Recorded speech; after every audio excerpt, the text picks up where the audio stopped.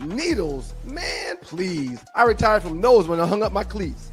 Why get poked when you can snack your way slim? Brain IQ chews are all natural, taste great, and keep you in the game. Shots hurt, chews work. BrainIQ.com/REF/OneLiveStew. BrainIQHealth.com/REF/OneLiveStew. Brain IQ chews. Smarter than shots, stronger than excuses.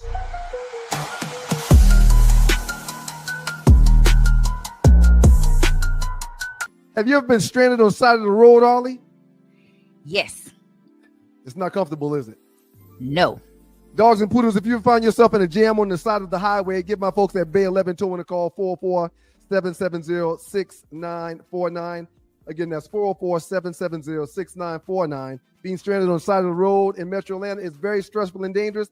Bay 11 Towing is who you need to call, whether you're dealing with a flat tire, dead battery, full-on breakdown, or whatever that may have you on the side of the road. Call our folks at Bay 11 Towing, and they will get to you with a competitive rate and quicker than everybody else in town. Again, that's Bay 11 Towing. That number is 404-770-6949.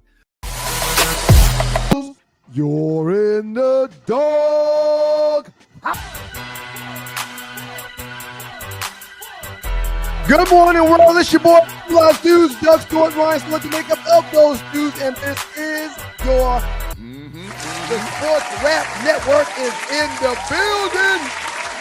And the Stews are very happy to be a part of the foundation. Good morning to the entire world. What's up, sir? I'm great, sir. How about you? Man, I feel invigorated. I feel excited. And I know that today will be the best show ever. Or actually, today's show will be the best show ever since the last show we did when Tree wasn't here. Yes! I think she's going swimming with the sharks in Venezuela or something like that. But hey, man, I hope her cage opens up while they're under the water. All is well on this side, man. All is well. I need you to understand and give and put some respect on Tree's name, man. Yeah, oh yeah. Yeah, we ride solo today without a producer, so we hitting all of the buttons. So I'm just gonna say it right now. Give your boy a little bit of grace. Just give us a little bit of grace, but we're gonna get it done, man. Yeah, it is a Throwback Thursday, sir. I need for y'all watching right now to do a couple of things. I need you to hit the like button. I need you to share the show. It's very important for you to share the show. Today is Thursday. You know what that means when it's Thursday, sir? What does it mean when it's Thursday, sir? It's offering time! Yes! Wait, can you hear the studio audience on your end? I can hear. I hear the studio audience. You hear them? Yeah. So it's offering time, man. Do us a favor. Just think of it like this. Just buy your boys a beer. Buy us a beer. Donate to the show to help us keep the lights on and to pay all of these people. We got a big payroll, kind of, sort of. So look to the bottom of the chat to the right. Got a big payroll, but the payroll books flights during the show. I mean, it's the craziest thing ever. I mean, for almost 2 years, we've done a show on Mondays and Thursdays at 7:00. There's 7 days in the week, but you book your travel on a Thursday morning. He's trying to be funny. All right, go ahead, man. What was you saying? No, don't boo me. Don't boo me, studio. Oh, y'all agree with me? Yes. Okay, that's what I thought. Y'all agree with me? Okay, yeah, makes total sense. We're doing Monday 7, Thursday 7, go until 10, Monday and Thursday. But you got 5 other days you can book a show. You book your travel during the show. Okay, all right, I get it. I understand. So like we appreciate y'all being here. We appreciate y'all being here. Like I was saying, like and share the show and donate to the show. Look to the bottom of the chat to the right. There's a dollar symbol. Click on the dollar symbol and donate whatever you feel or whatever's in your heart. I would never cut you off the way you just cut me off. But before I stand up and show you this jersey that I'm wearing, you probably can guess who it is. I mean, is there any other Browns jersey worth wearing than the one I'm wearing now? Terry Metcalf. All right. I'm just playing Jim Brown, man. Good morning, Jim. Good morning, man. Why you booing Jim Brown? It's not me. That's the studio audience. I'm not Rest booing his anything. soul. Why would they boo Jim Brown? Studio audience trying to figure out where you come on here throwing shots at the most fantastic, fanticato, courageous, tremendous producer in the history of the world, man. They're really dumbfounded about that. But anyway, if you like to donate, man, we read all of your super chat at the. I said I wanted to do one more thing before. After I said, I actually did it out of order. I was going to say something and then I was going to reveal my jersey, but you got to the jersey before I could say something. Real quick, did you hear about the 2 antennas wedding? Real quick, did you hear about the 2 antennas wedding? No, I didn't hear about the 2 antennas wedding. The reception was fantastic.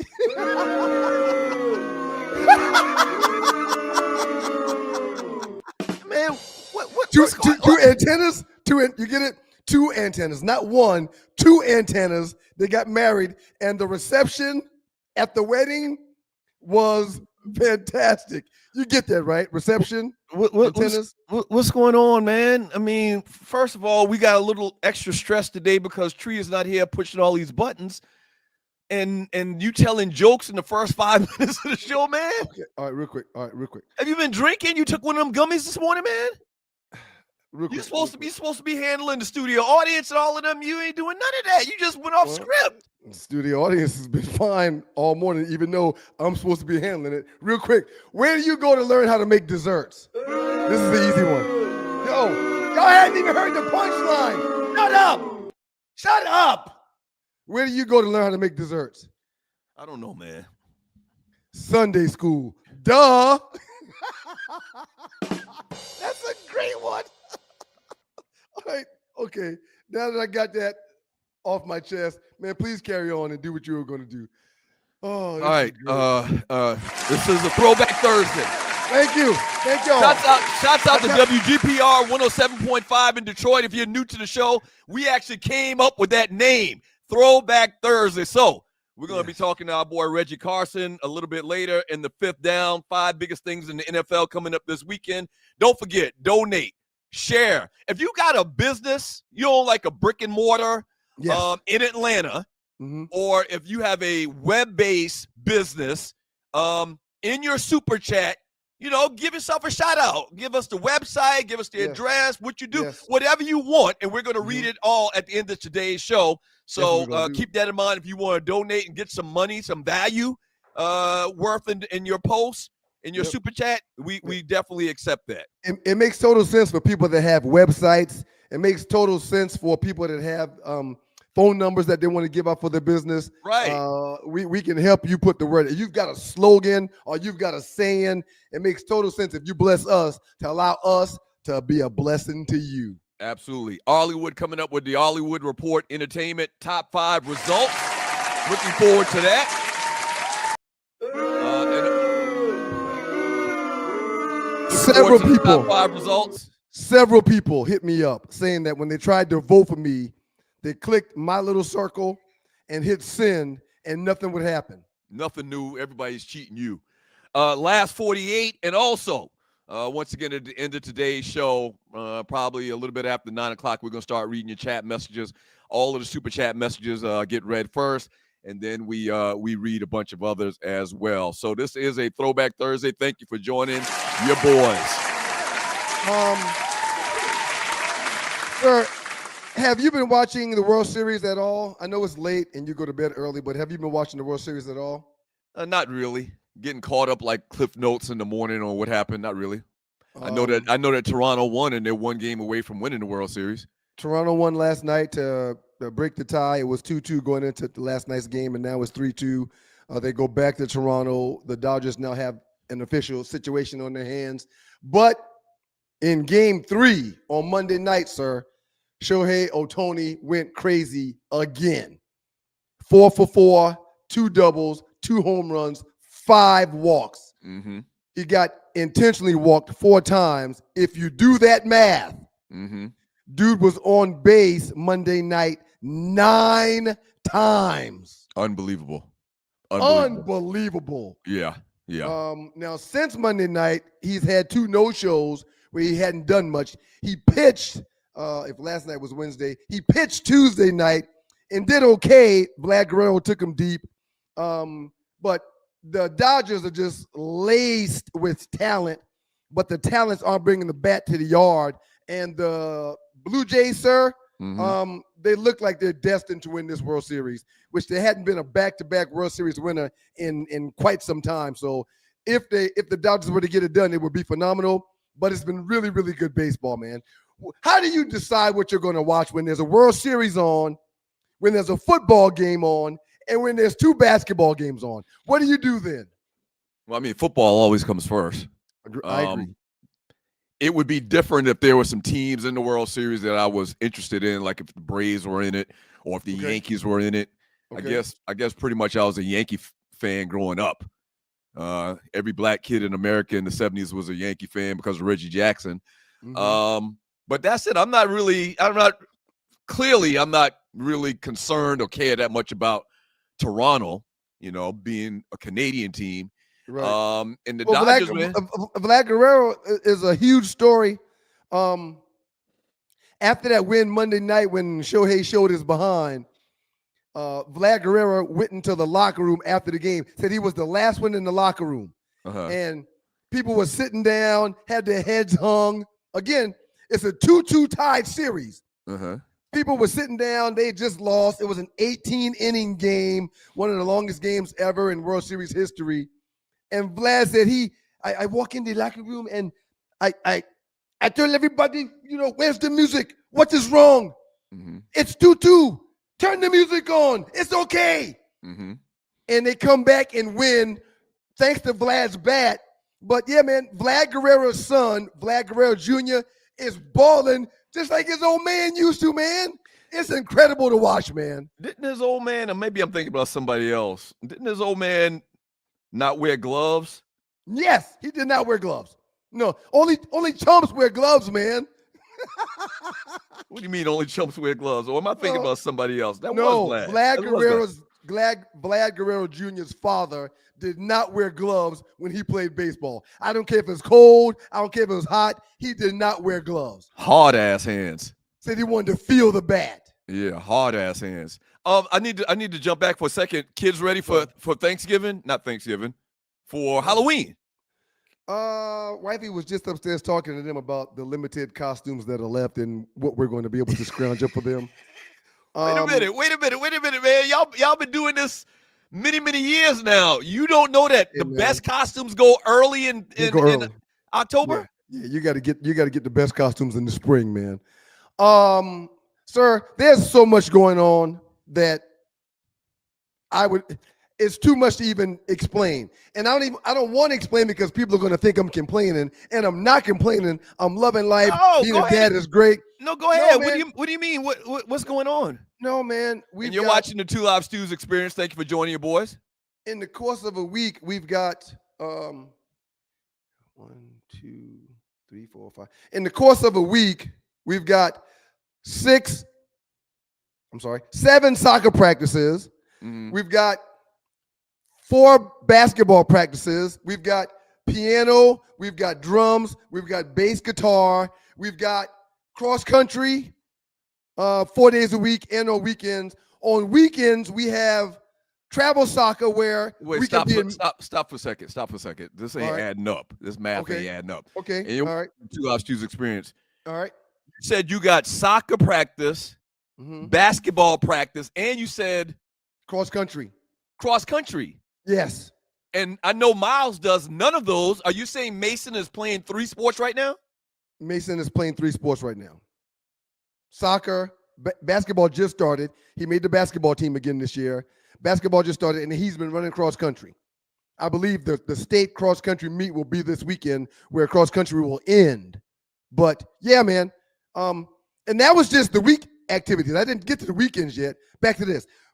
Last weekend, man, we had Mableton, soccer game in Mableton, soccer game in Kennesaw, soccer game in Birmingham. That's 3 different cities. That's there's a lot going on, man. And I'm not complaining. The dishes have to stay clean. The clothes have to stay clean. The kids have to be fed. The vehicles need to be maintained. I mean, it's a lot going on. So when you talk about putting up Halloween decorations outside, who got time for that? When you talk about finding outfits for the kids to wear trick-or-treating, when last year we got them stuff and they didn't even want to go trick-or-treating when Halloween rolled around, who got time for that? Mm-hmm. I mean, yeah, man, you got to pick and choose your battles, man. And I'm choosing peace. I mean, I just think there's a lot of things in there that you can cut out, man, with better time management. Like, for one, Mason need to give up cross country. He need to let that go. What's the other things you mentioned? You listed? It's good for his soccer, the cross country, man. Him running and having stamina. The running is probably one of the most important things that he does. So do the kids have their and you're watching the Two Live Stews experience, do the kids got their Halloween costumes? Or let me ask you this. There are no Halloween costumes, sir. And if they do want to go trick-or-treating for Halloween, they'll need to make them damn costumes within this house. We did that. We created our costumes from home or out in the yard every year. We did not go to Target or to these super center stores that get created a month before Halloween with a bunch of overpriced stuff in there. We didn't have that. We didn't do that. My kids ain't doing it either. Yeah, like when we were growing up, we got a ski mask, but instead, like the holes already cut out, like these kids have today, we cut the holes out and we were a monster. That's exactly right. We were a monster, and we pronounced it monster. You get an old skull cap, one of them big ones, pull it over your face, cut the holes out, and cut the mouth out, and you were a monster. You were a monster. That's right. The rest of our body and the top, the bottom, shoes, none of it had anything to do with a monster. But we had a ski mask on with holes for our eyes and our mouth, and we were a monster. Or maybe there was an old white sheet in the house that we didn't use for a while, and we put that over our body. Damn, that's my bad. I forgot to do that. And we would put that sheet over our body and cut holes in it, and you'd be a ghost. Right. But yeah, man, we didn't go to Target and stuff to buy. No, man, we didn't do all that. We're not doing it over here either. This is a bonus question. Miles and Mason, are they at the stage? They're like what, 14 to 15? 15 and 14, correct. They do they care about Halloween anymore, or they could leave it or take it? They each have separate parties that they'll be going to tomorrow for Halloween. They got buddies that have homes that they'll do parties. Halloween They're parties. into the party thing now. Yep. Okay. Yep. All right. They had homecoming parties last weekend. I see you're about to go into the break, man, but before you do that, man, what's the loudest pet there is? What is the loudest pet that there is? No clue, man. A trumpet. A trumpet. All right, man. When we get back from the break, we're gonna kind of talk about what's going on that NBA. Your simplistic mind, when you heard pet, you automatically thought animal. You see? When we get back from the break, we'll get into the NBA gambling scandal a little bit more. Kind of give you the latest on that, and get your thoughts on it as well, man. Happy Halloween. Also, there's another little Halloween point I want to bring up. I remember I brought up the point about how these people are decorating more for Halloween now than back in the day. Correct. There's another little thing about Halloween going on, too, that I'll get into when we get back. All right? Don't go away. Two Live Stews experience. Yeah. Listen, I played in the NFL. I've taken enough shots to last a lifetime. And let me tell you this. Taking a shot just to lose weight, that's not a smart play. That's why I roll with Brain IQ, the all-natural weight chews, cut cravings, boost metabolism, and sharpen focus. No needles, no chemicals, no crash. Just results you can chew on. And Brain IQ is not just about weight chews. They've got a full lineup of all-natural products to keep your mind sharp, your body fueled, and your health on point. Skip the needles, choose natural. Order now. BrainIQHealth.com/REF/1LiveStew. Brain IQ Chews. Smart, natural, built for results.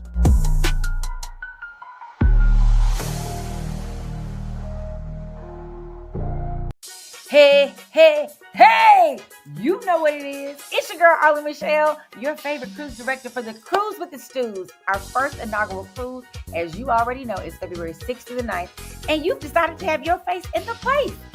But guess what? Your face gonna be in a place with no room if you don't. Call me now.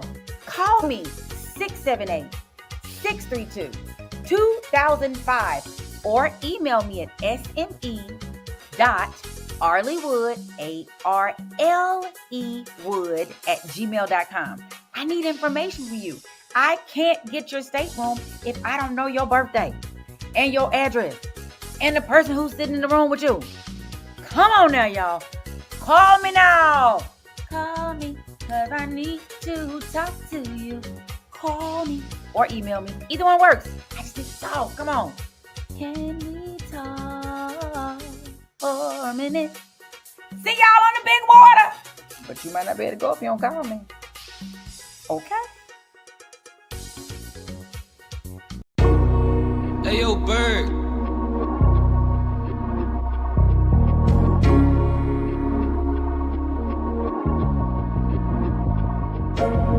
Just make your paper. Make your paper. Any way you choose. Any way you choose. But understand the rules. If you get caught, you lose. You can move a stone. You can move a key. You can move a pound or two. You can move some speed. You can move some X. You can move some shroom. With the ball. Watch that. That's just one dribble right there. Got it. Oh my goodness. Wow. Come on. Okay. Yeah, we could have played till we're 50. If we get that one right. Welcome back to you boys, the Two Live Stews and your Two Live Stews experience on a given Thursday, Throwback Thursday. Shouts out to the good folks at WGPR, Hot 107.5, HD2 Detroit. Sports Rap Network in the building. We appreciate y'all. What up, Rashad? Peace, King. Yeah, man, the video we just came back to, sir, of course we heard BMX's Mossberg remix, but the video of Giannis, sir. Spotify Music, Apple Music, by the way, for BMX, a.k.a. Pee Wee Shine. How does that happen? How does that happen? When you got guys, before I lie, let me check and see exactly how much money the referees make these days. Let me see what their salary is. Go ahead, play it again. With the ball. Watch that. That's just one dribble right there. Got it. Oh my goodness. Wow. Come on. Okay. Yeah, we could have played till we're 50. If we get that one right, Jamal. Entry-level NBA referees earn a ballpark figure of $150,000 to $250,000. Mid-career officials, several-year experience, generally earn $350,000 to $500,000 per year. And veteran referees with long-term tenures, strong evaluations, and major game assignments can make up to $550,000 per year. How does that happen? So let's back up a little bit. You're watching Two Live Stews experience. We got to get into this latest on this gambling stuff, all right? And speaking of that, some of them sons of bitches out there gambling and shaving points, making $500,000 a year. How does this happen? I've seen a couple of posts where they said that wasn't a walk, that he didn't take 7 steps without dribbling the basketball. And okay, so there's a guy named Marquise, and this is one of the posts in the Two Live Stews Facebook chat group. He says you can't travel doing a live dribble. It's really simple, and the fact people see it in slow-mo and still say travel is sad. So I sent a message out to our homeboy, Irvin Seabrook, who's been an basketball official for like 30 years, and he hadn't responded back yet. Is it something we don't know? Because that guy took 7 steps without dribbling the basketball. To my understanding, and I started playing the game at a very young age. I was on a dirt court, so that could be part of the problem. But, right. Sir, you get 2 steps once you pick your dribble up. That's it. But So this the guy, fact that- this guy, I took a screenshot. This guy and other people that have posted in other posts about this particular play with Giannis, and that's Giannis Antetokounmpo, whatever how you say his last name. Don't do that anymore. That was terrible. But go Right. ahead. Giannis. Yeah, him. I counted 7 steps from the time that his last dribble came off the floor. Okay. I counted 6. So you counted 7, which means I counted 6. I gave him 1. Uh-huh. You gave him the benefit of the doubt. Okay, no way he had 7. I counted 6. How does that happen and it doesn't get called, sir? Maybe somebody can post in the comments whether that's a thing or not, what I just read to you about a live dribble. I have no idea. I don't know, but I just know that they let that man take 6 or 7 steps to the basket, and there was no whistle. They swallowed their whistles. And the play on words, a live dribble. What does that even mean? I don't know. And this guy sounds very confident when he says this. You can't travel doing a live dribble. It's really simple in the fact that people see it in slow-mo and still say travel is sad. If there's a live dribble, then there must be a dead dribble too, right? It's got to be. It's got to be. Hey, man, the latest on this NBA gambling scandal, man. Right before you do that, man. I've openly talked about my wagering from time to time. Mm-hmm. Never nothing that I can't afford. Never the church's money or the kids' money. Never the grocery money. Mm-hmm. But, if I got $4 or $5 or maybe $25, I'll put together a 3, 4, 5 team parlay sometime and let the chips fall within me. Mm-hmm. Sir, do I have a case versus Prize Picks? Do I have a case versus all these websites that I may have used while wagering because of what's taking place in the NBA, because of what we found out? Can I try to get my money back in the court of law, the money that I've lost, if I've got a record of it? Nah, you know good and well, anything like that, when you sign up, they probably showed you like a list of different rules and regulations that they're setting forth. And it was probably 20 pages long if you did it on real paper. Sir, you know how you scroll down and read those things? Yeah. And most people just... Nobody reads those. They go all the way to the bottom and hit. Nobody reads it. They Whatever. go straight to the bottom. Sir, it took me about 22 minutes to scroll down. Right. 22 minutes. Yeah. So you're saying within that 22-minute scroll, they said, if you find out in the future that referees and players are point shaving, you cannot have your money back. Right. We ain't giving you shit. Absolutely. Go ahead with your story, sir. This is disgusting what's happening. Go ahead with your story. Well, the NBA has initiated a review of its policies following gambling arrest of players Terry Rozier and Chauncey Billups. I guess the big news out of this is the NBA has come out and said they're not going to pay these guys. Normally when you – go ahead. Yes. Typically, if you're suspended or if you're on leave, let's say that. Mm-hmm. If you're on leave, your check still gets directly deposited into your account. Right. But the NBA with this situation is saying, nah, Chauncey, Terry Rozier, Damon Jones, we're going to hold y'all checks. Right. Y'all can't get y'all money. Yeah. Congress has also requested a briefing from Adam Silver on the gambling scandal.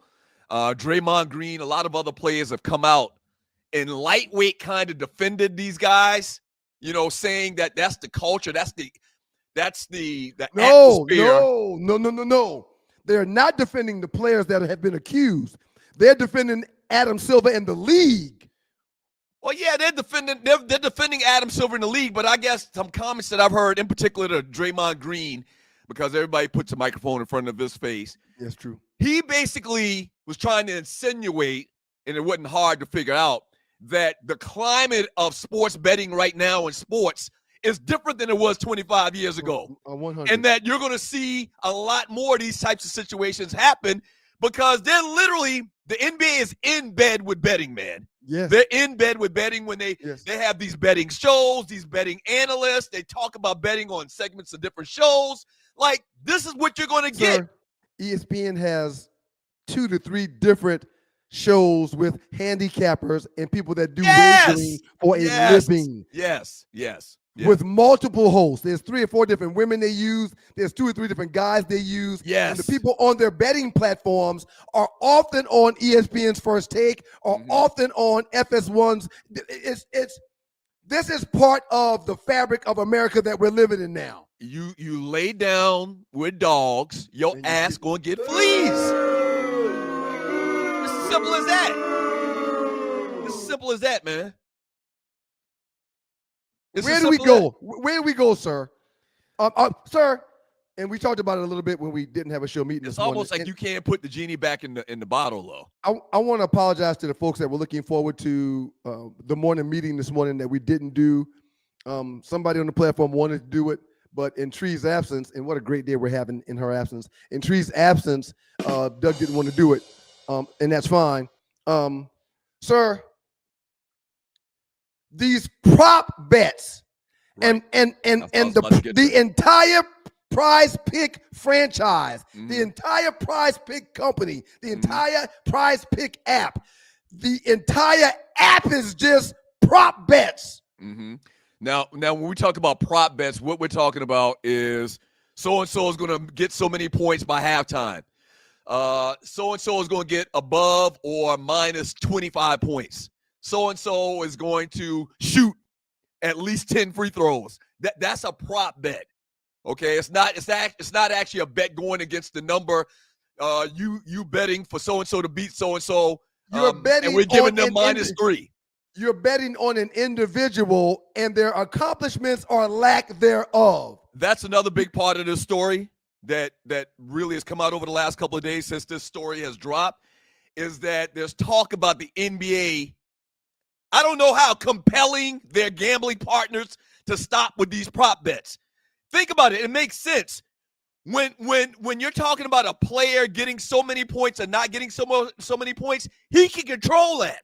Right. He can control that. He's got total control. You can't control a bet where it's a team involved and it's based on the score or whatever, so they're not really worried about that. But if Terry Rozier is supposed to get 30 or 25 points and you bet for him to get under, he can easily get under 25 points. Easy. Yeah. Now, I don't understand how the leagues, the NBA or the NFL or the Major League Baseball is going to dictate to these betting services what type of bets that they offer. I don't get that. But I get why they want to try to get rid of those types of bets. Yeah, Scary Terry's going to have 22, and he decides right around 17 to 18. He starts shooting bricks. He gets cold. Or he just don't shoot, period. Or he just doesn't shoot, period. Yeah, I mean, if he doesn't shoot, if they draw up a play for him and, he doesn't do the play, that's a problem. That's a red flag. But he easily can come off a screen, about to lay the basketball up and brick it. Sir, off the backboard.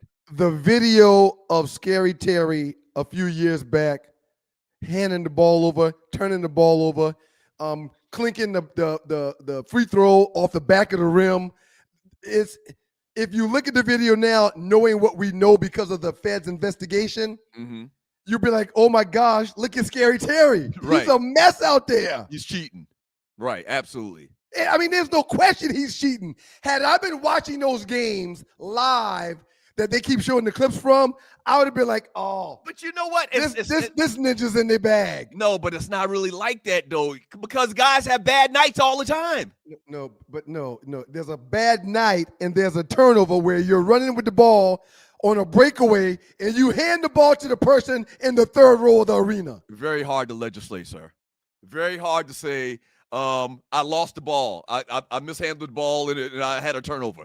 It's very hard to say you're cheating because you had a turnover. It's very hard. Do you remember how back in the day you're watching the 2 Live Stews experience? They often talked about putting a sports franchise in Vegas, but the reason why that would never be done is because of all of that's out the window too. Everybody and their mama trying to get a team in Vegas. The Raiders are there. The Aces are there for the WNBA. Very soon, a Major League Base, and the reason you moved to Vegas is because you have a built-in fan base that comes in and out of town week in and week out that just want to do something in Vegas. Right. So, yeah, I wouldn't want my football team to be in Vegas. I wouldn't want my basketball team to be in Vegas. Sir, if you've ever been in Vegas during a game day, it's electric. It's electric. phenomenal. Right. It's electric. I've been to 3 Raiders games since they've been in Vegas, and I can't think of a city to have more fun in on a game weekend than Vegas, and with the Las Vegas Raiders. Absolutely. And then the sports books are jumping, the restaurants are jumping, the casinos are jumping, and the arena is fantastic. Yeah. So you got actual pro teams in Vegas now. You got a gazillion gambling sites. You just have so much opportunity in 2025 to wager, and also the players have so many opportunities to cheat. And then you add in the mob, you mix in the mob with it a little bit, and the mob compelling athletes to throw games or to turn the ball over or to shoot bricks or whatever. Yeah, it's just the perfect formula. Sir, I don't know if this is AI driven or if this is factual, but there's a video of an alleged mob boss talking about how it works. And in essence, he's like, it's simple. You get a player that starts getting some action. Eventually, they've got so much money, they're going to find themselves owing me 50 grand. When I realize he owes me 50 grand, when he comes to me. At that point, they're your bitch. At that point, they're your bitch. Right. But the mob boss is like, at that point, when he comes with the 50, I relax him and tell him, oh, no big deal, don't worry about it. We'll take care of it later. Mm-hmm. And then a month later, he comes back, and now he's in 125 grand. Mm-hmm. And I tell him, you know what? You got it. I know you got it. It's no big deal. He sends him away again. He said, but when he comes back and he owes me 200 grand, that's when the party starts. Mm-hmm. No, I got an idea how we can pay this money off. I need you, if you're a quarterback, I need your first 3 passes to end up in the defense's hands. Right. If you're a running back, I need your first carry, your 3rd carry, and your 5th carry to be dropped on the ground. Mm-hmm. Mm-hmm. Mm-hmm.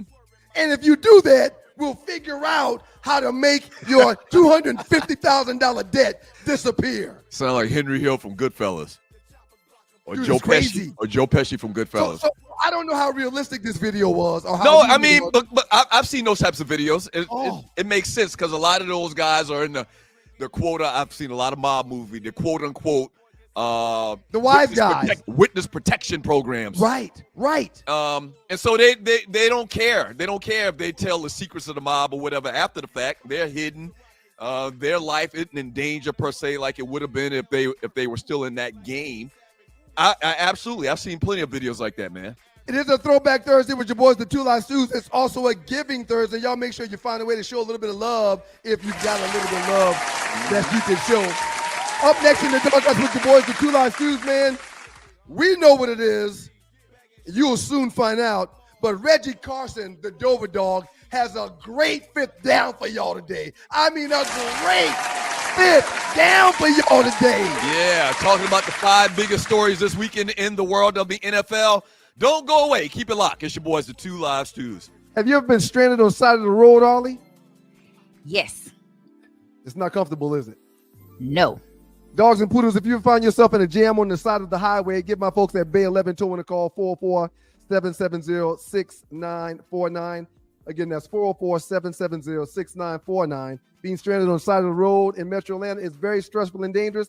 Bay 11 Towing is who you need to call, whether you're dealing with a flat tire, dead battery, full-on breakdown, or whatever that may have you on the side of the road. Call our folks at Bay 11 Towing, and they will get to you with a competitive rate and quicker than everybody else in town. Again, that's Bay 11 Towing. That number is 404-770-6949. Are you tired of workouts that leave you feeling drained? Do you want to push your limits without compromising your health? Introducing NPE, the ultimate pre-workout powerhouse.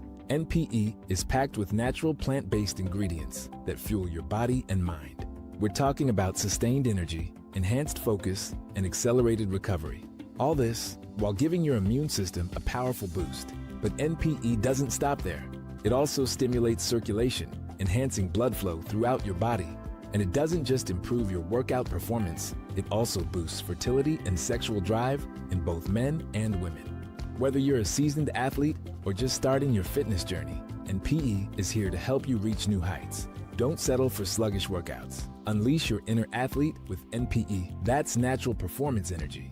This is not your ordinary pre-workout supplement. Our clients will tell you NPE also stands for natural power, peak performance.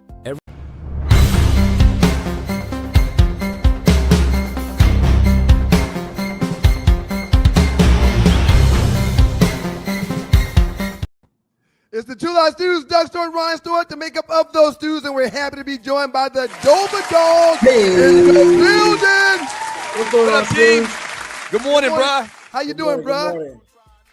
Dog, you always got a pretty good fly throwback on, bro. Let me see who you rocking today, Q. Ooh, what you know about this? That Bay Health Dolphins, Oh gosh, Tyreek Hill. dog. Tyreek Hill's practice jersey, not his game jersey, but his actual practice jersey. So wait a minute, how you come into contact with that, bro? Hey, bro, I got my hands in everything, dog. Come on, dog. I'm gonna ask a man that question. Bro, since you got the Tyreek jersey on, real briefly before we get into your fifth down, Tyreek is gone with an injury that looks to be pretty serious and probably is going to make us wonder how his career can continue. Right. And Cam Scatterboo had a devastating injury this past weekend where his foot was turned backwards. He had a compound fracture on his labrum down there or whatever bone it was. Yes. Bruh, are you concerned that those guys will ever be able to get back to the status that they were prior to those injuries? The Cheetah, yes, because of his age and his separation. He just the Cheetah, for as dominant as he was, he slowed down a tad bit, just a tad, not a lot, but just a tad bit. Scatterboo, I think he has the opportunity to come back into the league and still play. He's not per se built on speed. He's built on power. So I think he still has an opportunity still to be a feature back in the National Football League. But the Cheetah, this guy right here, I think I might be career ending for him. We'll see. And look, what's the most important thing? The dollar. Yeah. And are they going to be able to pay Tariq what Tariq wants to get paid? Talking to Reggie Carson right now, the Two Live Stews, longtime correspondent for Fox Sports, not a long time, but a correspondent for Fox Sports, the daily sports source, where he served as an on-air talent. Bruh, so we bring you on every week to talk about the biggest 5 stories in your mind in this weekend's NFL. Let's roll them out, team. Hey, man, we're going to talk about number 5, wasted talent. Wasted. Nobody wants to waste anything. You know, when you were eating kids, you were eating as a child, your parents were like, don't waste your food, don't waste your food. Don't waste anything. Wasted talent. Myles Garrett, Alvin Kamara. Who is more wasted talent in the National Football League than these two guys? As the trading deadline is coming up, we're going to have to see if these names are going to be floated around. I feel bad for Myles because he definitely wanted to sign and play for Cleveland, but he had 5 sacks last week and they still lost. That's crazy. That's crazy. Right now, he's on pace to be the greatest or have more sacks than any other defensive lineman in NFL history, man. And you're right. It's wasted up there in Cleveland. If you're a team vying for a spot in the playoffs, not just the playoffs, but winning a Super Bowl, and you can add Myles Garrett to your team, I think it'd be a good trade for both Cleveland and whatever team that picks him up. 8 years, he's had 10 sacks or more for his first 8 years. Only 2 other players have done that. Reggie White did it, and John Randall did it. Other than that, and it doesn't just look like he's going to surpass what Reggie and Randall did. It looks like he's going to blow it out of the water. Right. So, yeah, he is a phenomenal player, and you're right. What if he was on the Lions this year?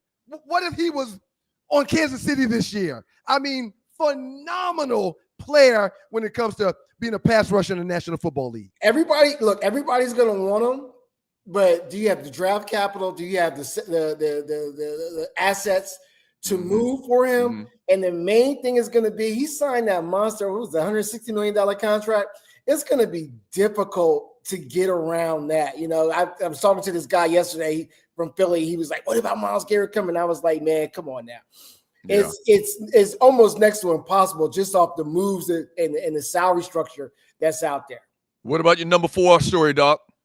Number 4, Holding on to that rock, baby. I love to see my running backs out there doing things. Doug, I know you're a former tutter of the pigskin right there. Look, we got Jonathan Taylor, who's looking like an MVP candidate. We got Barkley back now, Henry, and Christian McCaffrey.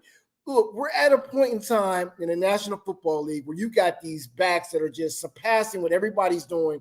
It's my feeling that when they get back to start the collective bargain, we need to have what's called a halfback position and what's called a weapon position and pay these guys accordingly to what they're actually doing. These guys are weapons, and I love to see them running the rock. I love that, man. That's a great thing because you're right. They're not just running backs where they're getting the ball. They're coming out of the backfield. They're kind of like third receivers if you everything. Talk about it. So you can't pay them. You can't pay them as just say a halfback and say, you're just a halfback, and this is what your salary structure is. It doesn't go beyond that. Nah, man, I'm a little bit more than that. And other people can qualify for that. A la Deebo Samuel when he was with San Fran, he would be considered a weapon. So somebody that runs and catches the ball. So it's just something for the Players Association to think about. It's funny because the premier backs, the Christian McCaffreys, as you mentioned, the Saquon Barkleys, as you mentioned, the Bijan Robinsons, when these teams bring up 4 or 5 wide receivers, sometimes that fifth receiver or that fourth receiver is that running back that was behind the quarterback, but now he's on the line or off the line, on the line of scrimmage. That's a brilliant point and well said. They've got to think about a way to incorporate that weapon aspect of the game. You're right, bro. You got to put it in there. Yeah, you got to put it in there. What's next up? We'll see what they do when they collective bargain again.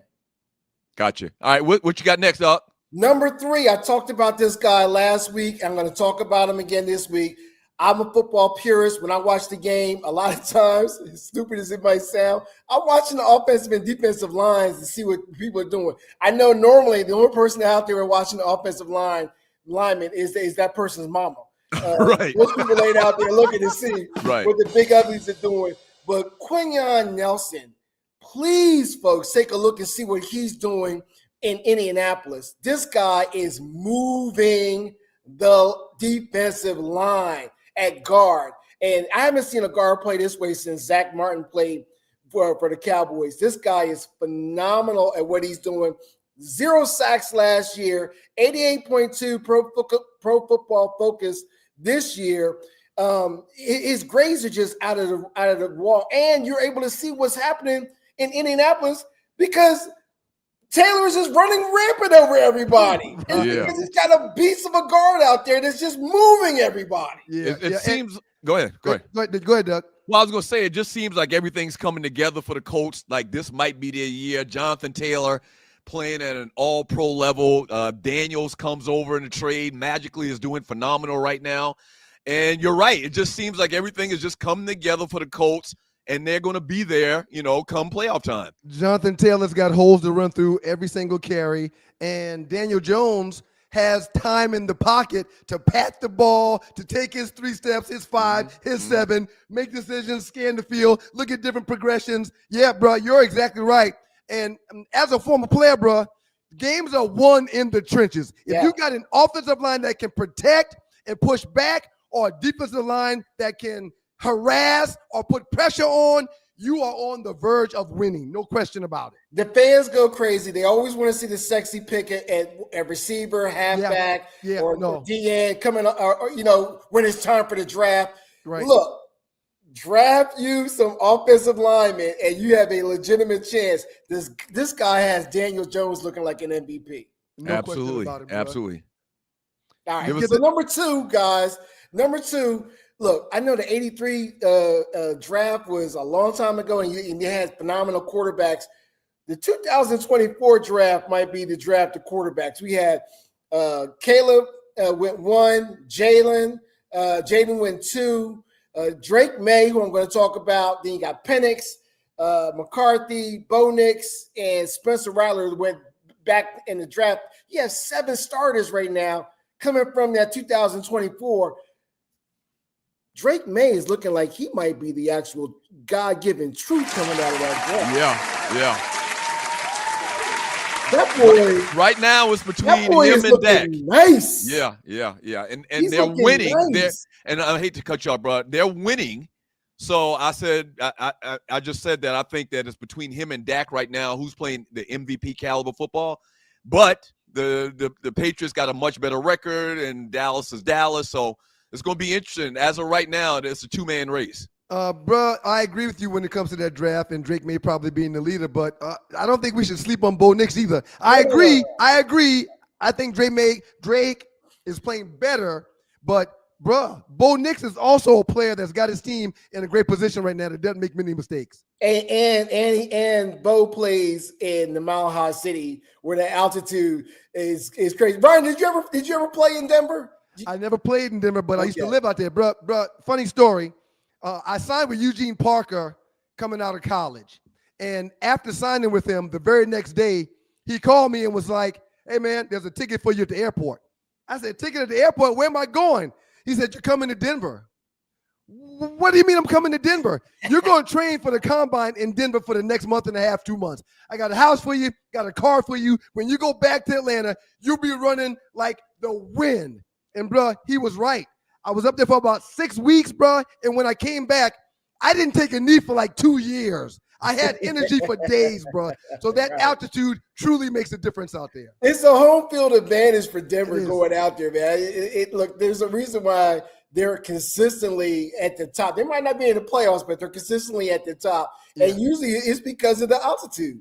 Side story. Shouldn't they just go back to the old school Denver uniforms? Oh, please. They look real nice. They wore them this past weekend. Yeah. When I was sitting there watching them versus the Cowboys, I was like, this is like an old school Super Bowl matchup right here. Like, what's going on? Yeah, absolutely. It did. Bro, get us with number one, bro. We get you out of here. Man, the number one thing is we talked about wasted talent. I hate to say it, man. I think we might have seen the end of what's going on with the Kyler Murray experience out in Arizona.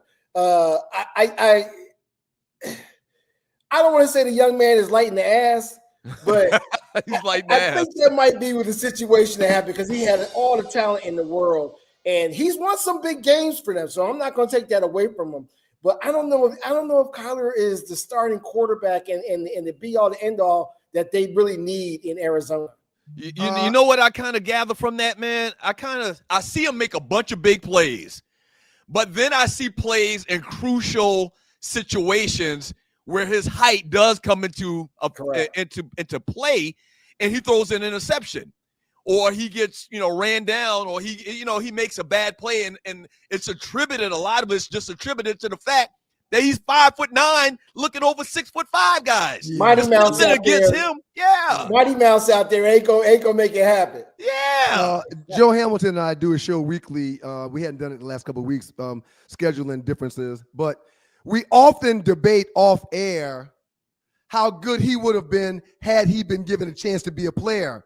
Joe Hamilton, Charlie Ward, and Sean Jones were three of the best quarterbacks in college ever. Sean Jones playing for Georgia Tech back in the day. Right. Their talents wasn't allowed to transfer over to the NFL because they questioned their height. If you think back, Doug Flutie's really the only guy that had any type of success when it comes to being a short quarterback. The other guys that have been given a chance, they haven't really panned out or worked out. There's got to be something to having 6'5", 6'6", 6'7" offensive linemen with quarterbacks under 6 feet. There's got to be something to that. Yeah. I mean, look, man, I feel robbed in life that we did not get an opportunity to see what Charlie Ward would have done in the National Football League. Because at Florida State, this guy was unreal. Right. Bro, we were up 14 points my junior year against Florida State at home going into halftime. They came back out, and Charlie Ward was in the shotgun, and they ran a no huddle. They beat us by 14. We could not stop him. He had about 85, 90 yards rushing. He had about 300 yards passing, but he was unstoppable. It was phenomenal to watch. He was an incredible quarterback. Yeah. Great stuff. Bro, hey, team. Outstanding job, bro. Appreciate you. There he is right there. My man Reggie Carson right there with his fifth down, the 5 biggest stories in the NFL this week. Think about it, man. Johnny Manziel. There's a Baker. Well, Baker's having success, but Baker's like 6 feet though. I think Baker's 6 feet 6'1". There's nobody.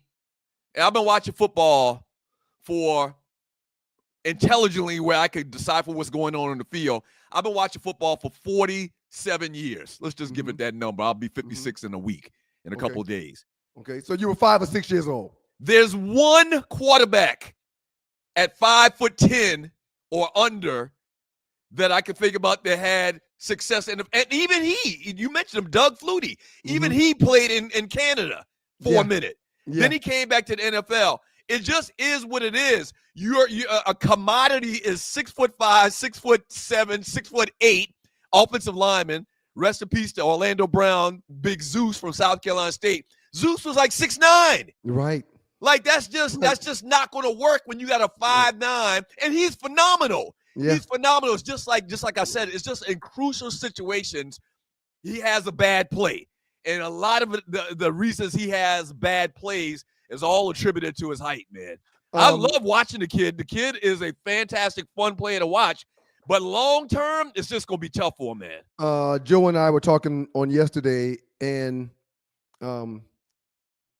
he's in a type of a conundrum, if that's the right word. That's a good word. That's a good word. I see Ollie in the green room. Give me a thumbs up or a thumb down if it's the wrong word. That's the right word. Go ahead. Haynes King is about to shatter some of his records at Georgia Tech. Thank you, Ollie. Thank you. And, you know, he's happy for Haynes King. He's happy for the Yellow Jackets, but he's of the take where, you know, I would love for my records to stand.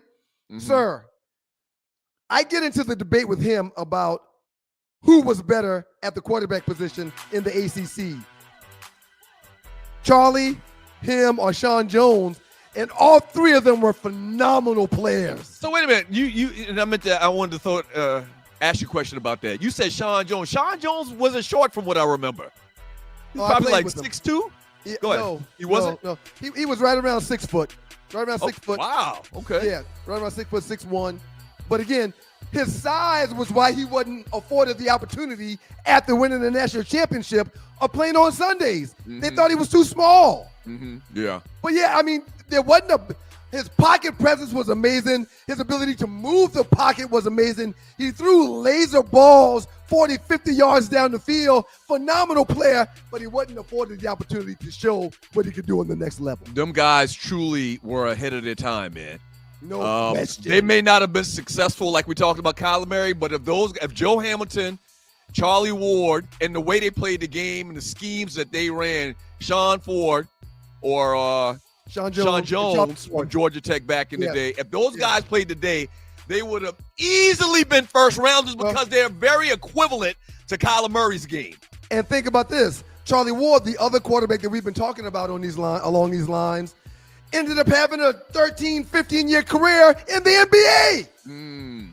Those guys in the NBA are big. He got his shot off against those guys. He could have played in the league, man. But he mentioned Kyler Murray. Kyler's okay, man. He's made about $45 to $50 million the last 4 or 5 years. He'd be okay. At the end of the day, they would have been paid. They would have been very, very rich. No question. May not have turned out to be Hall of Famers, but those guys I just mentioned would have had a big, big bank. All right, when we get back from the break, it's the Hollywood Report. Listen. Yes, Hollywood. The Hollywood Report coming up. We're going to talk about the latest news in the world of entertainment. Got top 5 we got to get to. Last 48, a bunch of stuff we got to get to in today's show. Hey, man, Ollie dressed like she about to make the second B Street movie. I love it. I love it, man. Can't wait for y'all to see her get up today. Real quick, sir.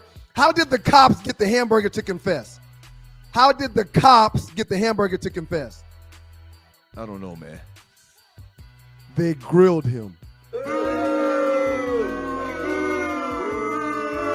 Don't go away. 2 Live Are you Stews. tired of workouts that leave you feeling drained? Do you want to push your limits without compromising your health? Introducing NPE, the ultimate pre-workout powerhouse. NPE is packed with natural plant-based ingredients that fuel your body and mind.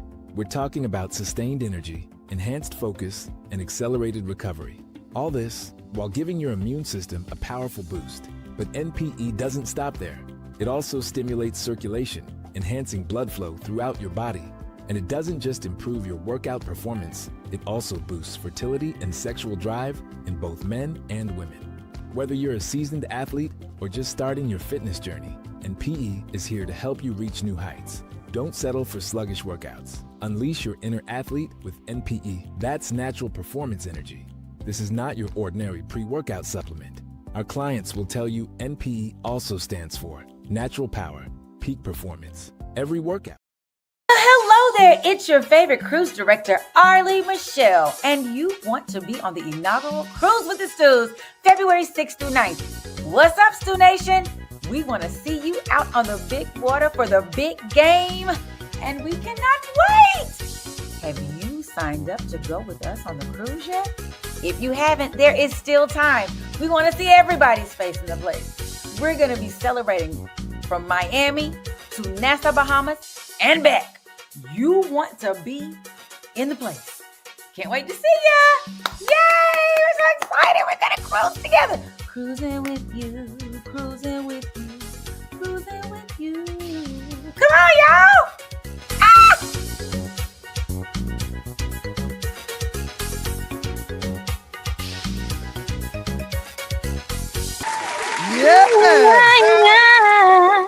Welcome back to the Two Live Stews Experience. Your boy Doug Stewart, Ryan Stewart.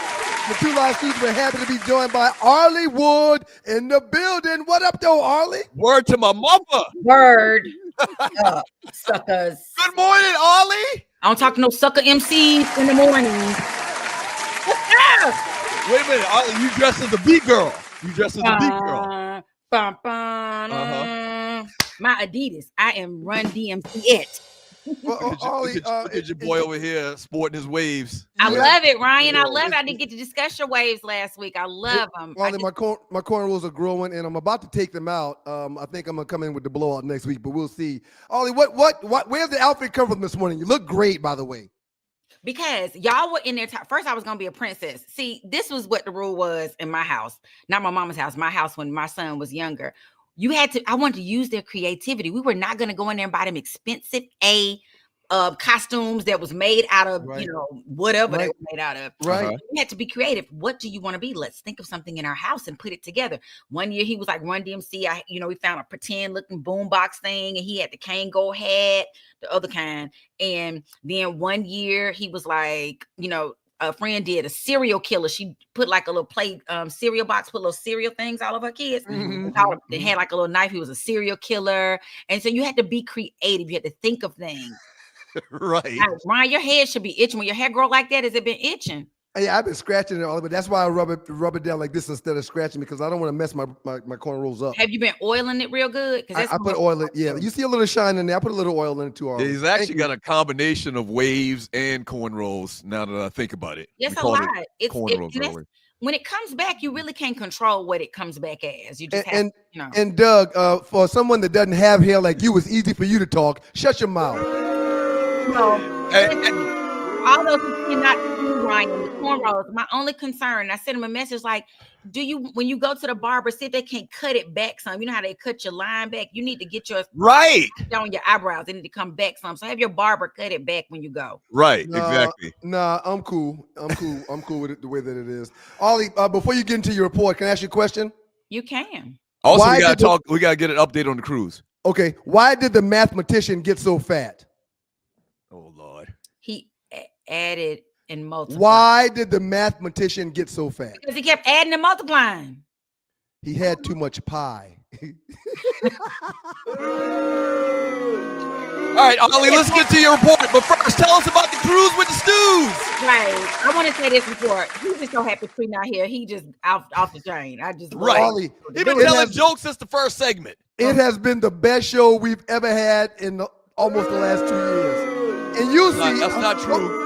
Hopefully you can stick around. Tree, if you're watching, that's not true. No, that's his feelings and only his feelings. Tree, it's true. Book your travel on Mondays and Thursdays more often, Tree. That's what you probably should do. There's None of 7 us- days in the week. we're not- We do a show 2 days a week. Book your travel on days we have shows. We are not, you know how those people come on and say this station is not condoning that message. We're just here. We just own the station. We do not agree with the words coming out of the mouth. Okay.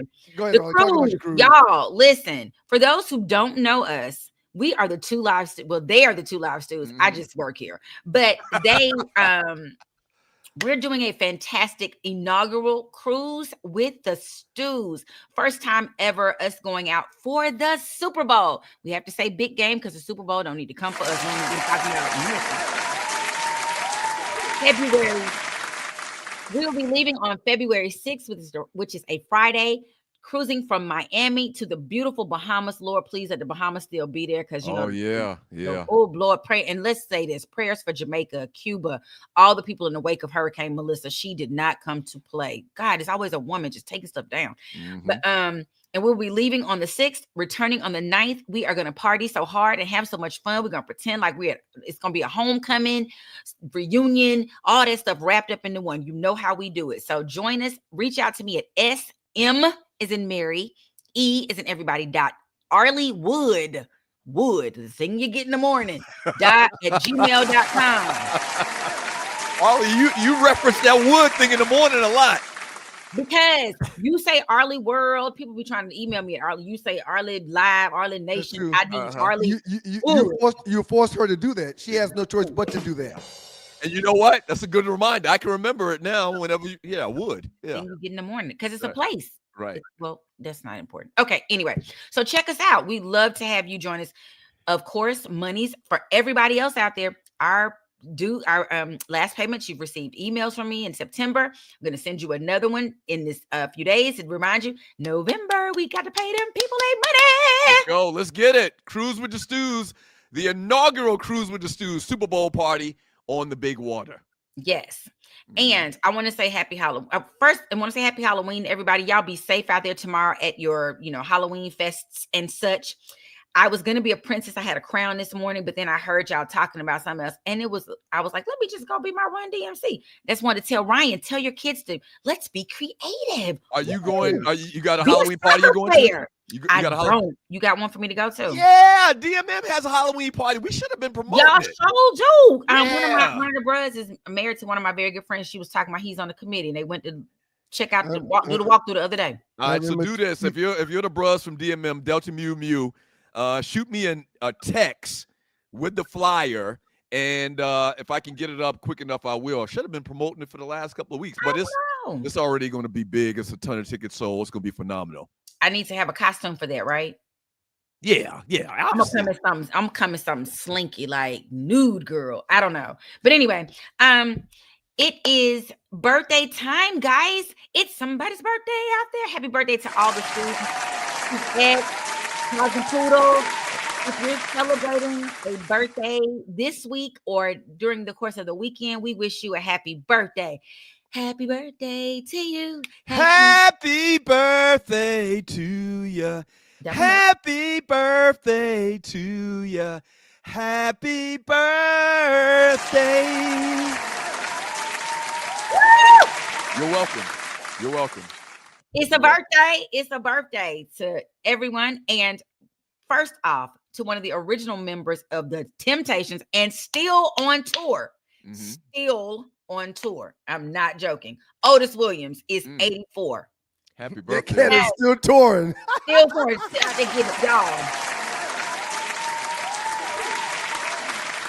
And I got a story about Otis Williams. It's so funny. Otis Williams, Muhammad Ali, and Arlie in a room. It's funny. Anyway, actor Brian Stokes Mitchell is 67 years old. You have to look him up because I can't think of the big show he was in. He's a fair-skinned dude. He's done comedy. He does all of them. He's currently in the Gilded Age. He's one of the black family. He's that black family in the Gilded Age. But he is 67 today. Michael Beach, who always plays the bad husband on like the movie Soul Food, Waiting to Exhale. I know exactly who you're talking about. He's always the villain. Yeah. Always. He starts off good and then we want to fight him by the end of the show. Y'all, this hurt my heart right here. And I guess I should have known it. But Charnel Brown, who used to play Kimberly Reese on A Different World, is 60. What? No No way. No way. No Why are way. they I remember like- Charnel too. I remember Charnel. She Yeah. was the big bunkie. Uh-huh. Yes, Charnel Reese. She was the smart one. She was Whitney's roommate, and Whitney didn't like her first, but then they became all tight.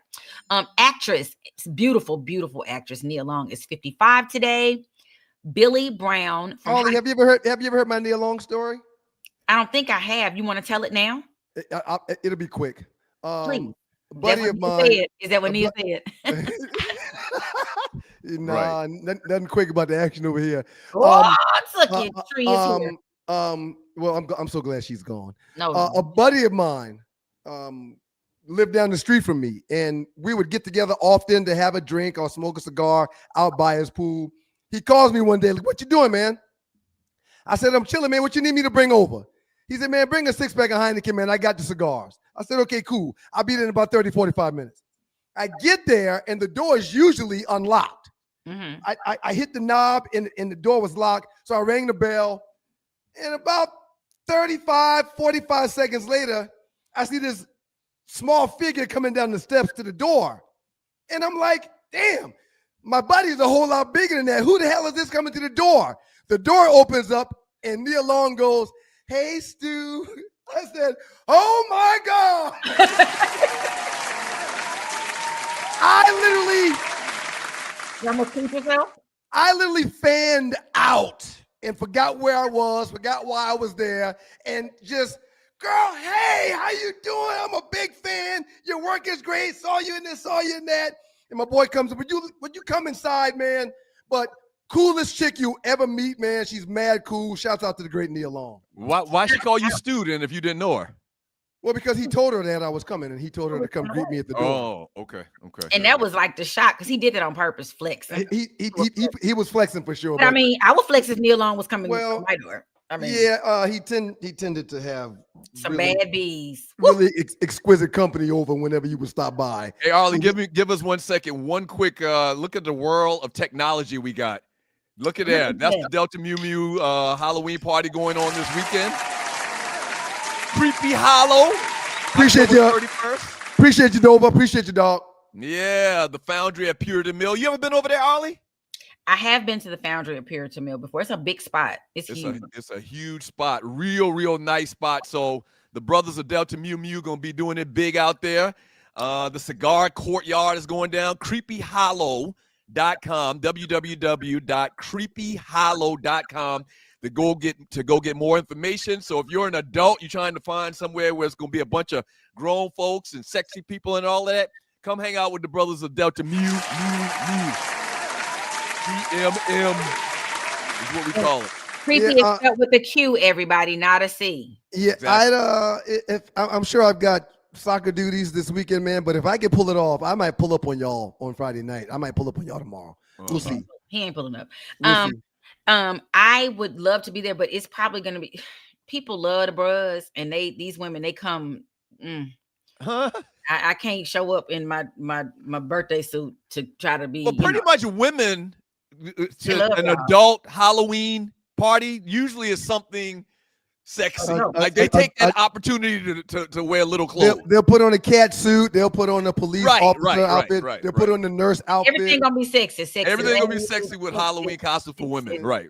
They're probably gonna dress like Sexy Red. Yeah, it should be a good time. Sexy plumber, sexy Run DMC. Like, whatever's your outfit, it's booty shorts and a jacket. Like, it'll be something because they're trying to catch, and the bros be in there with their wives. You can't catch them. Yeah, ladies, can't catch them. Get to that report. We're running out of time fast. I know it always goes fast when having fun. Eva Marcel is 41. Taquan Richmond, who used to be the big brother on Everybody Hates Chris, 33.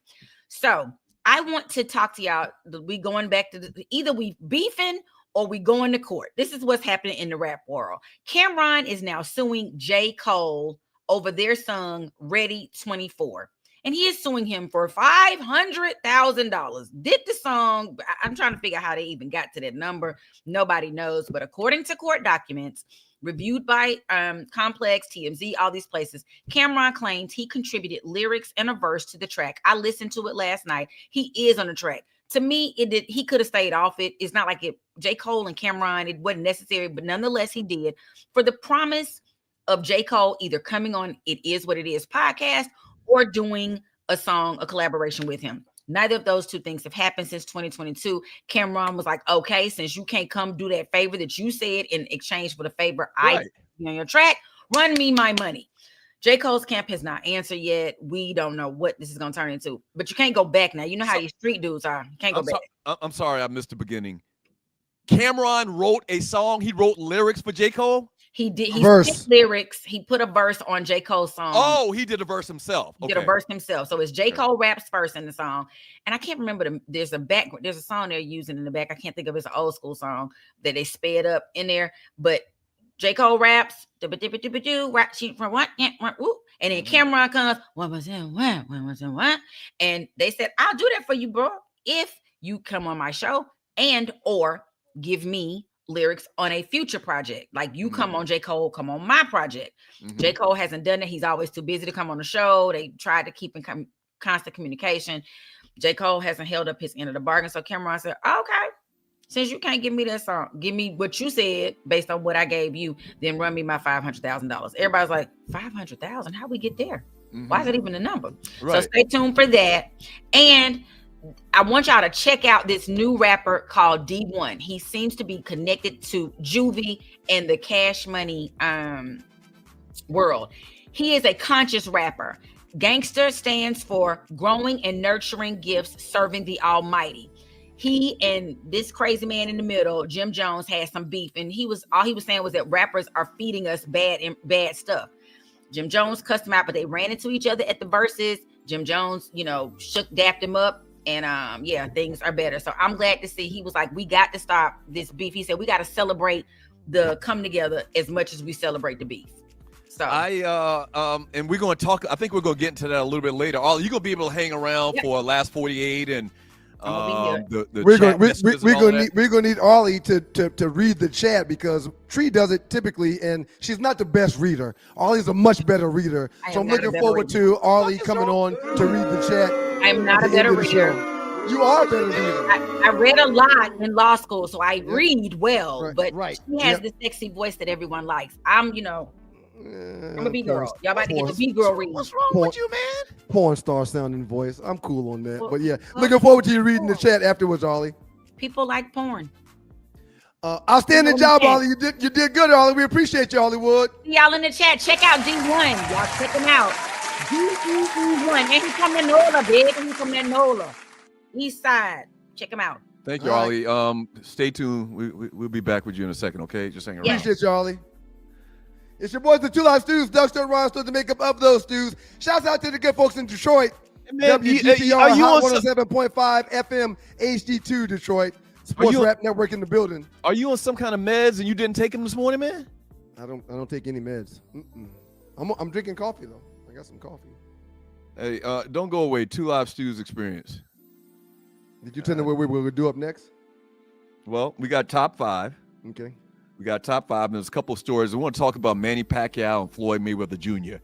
I know it sounds crazy, but that's still a thing. That's still a thing. So stick around. Don't go away. Lord have mercy. Show is going so. Listen, I played in the NFL. I've taken enough shots to last a lifetime. And let me tell you this: taking a shot just to lose weight, that's not a smart play. That's why I roll with Brain IQ, the all-natural weight chews, cut cravings, boost metabolism, and sharpen focus. No needles, no chemicals, no crash. Just results you can chew on. And Brain IQ is not just about weight chews. They've got a full lineup of all-natural products to keep your mind sharp, your body fueled, and your health on point. Skip the needles, choose natural. Order now. BrainIQHealth.com/REF/1LiveStew.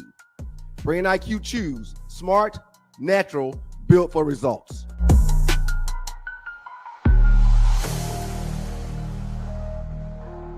Have you ever been stranded on the side of the road, Ollie?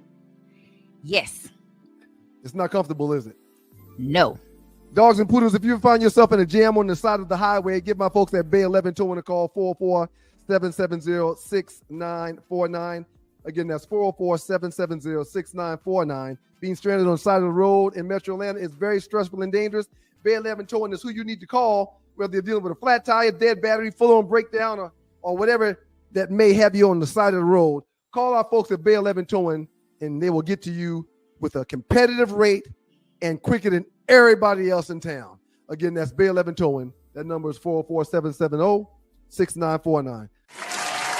It's your boys, the Two Live Stews. Doug Stewart, Ryan Stewart, the makeup of those stews, and this is your Two Live Stews experience. Happy Thursday and good morning to you all. We appreciate y'all for being here. We know y'all got choices, and y'all chose to hang out with your boys, and it's really, really greatly appreciated. Shouts out to the good folks at WGPR, Hot 107.5 FM HD2 in Detroit, and to the Sports Rap Network.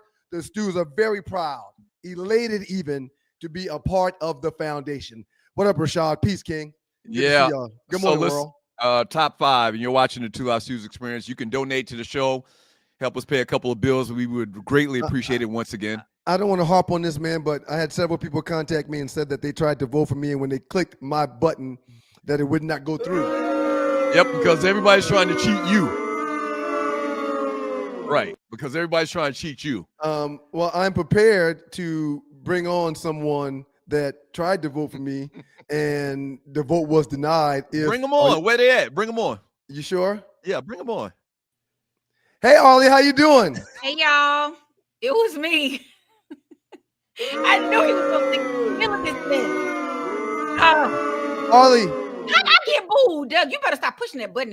Audience, I will fight y'all. I'm running DNC today. Ollie, if you could take a second to please explain what happened when you I damn near had to pay you to do it, but when you took the time out of your busy day to go and see if you could vote for me, Ollie, tell the people what happened, please. So I try to click either Doug or Ryan's vote, y'all. This is a sad story. I go to Facebook, I go find the feature thing. I be trying to see which one wrote. So I be trying to base my bets, So I tried to click Ryan, and it wouldn't go through. And every time I try to go and click, it would just disappear. So I said, let me try Doug's. I tried Doug's. It wouldn't let me do it. So something is wrong with the Facebook vote. So Arlie, I'm looking at the tally right now. Does it show mine on there? 60-something people voted for me, and 30-something people voted for Ryan. How did over 100 people vote for the top 5, and somehow you couldn't? It could be, but it wasn't just me. There are probably other people who have. Again, several people contacted me saying they could not vote for me. Well, and Ollie, I'm disappointed. I'm disappointed I that appreciate that. Real quick, don't do Ollie like Tree does. Ollie, let Ollie talk. He did do me Ollie, like Tree. Ollie, real hard. You got to get on with the show. No offense to you, Ollie. I'm disappointed that you. I'm disappointed that you also tried to vote for Doug. And that kind of defeats the purpose of me bringing you on. So thank you, Ollie. I appreciate it. Unbelievable. Unfreaking believable. So we did a top 5, and you're watching the Two Live Stews experience. We did the top 5 black things. If you're new to the show, we have this top 5 competition between me and Ryan. We come up with a topic. We give a list, the top 5 all time in that particular category. We post it in the Two Live Stews Facebook chat group, and people get to vote. You know where I went wrong? I thought you ninjas would find it funny that I put honorable mention fried chicken and watermelon. I think that cost me. I got so many messages that people told me they were disappointed in me. Why would you even think that's funny? Man. Why would you even think that's funny to put that on your top 5? And a lot of people didn't see it. I'm glad they didn't. You shouldn't have even brought it up again. I was gone already when you did talk about the bottom part of your meme with your top 5.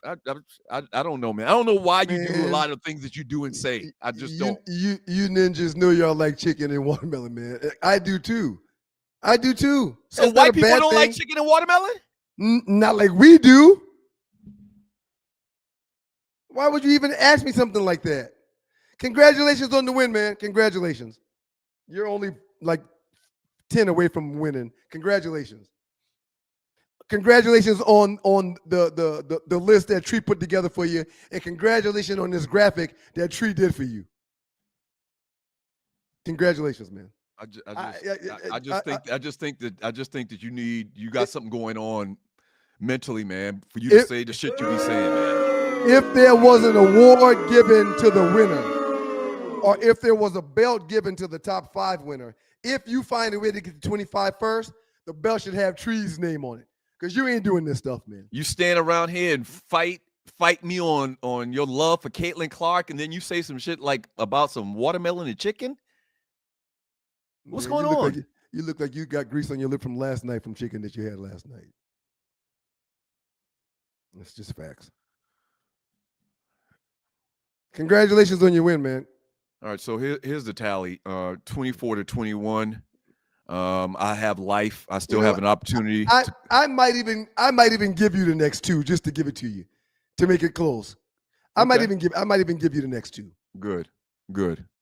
I'm thinking about it. Yeah, good. I want everyone to know that I looked through the names for the people that vote too. I appreciate everybody that supported me.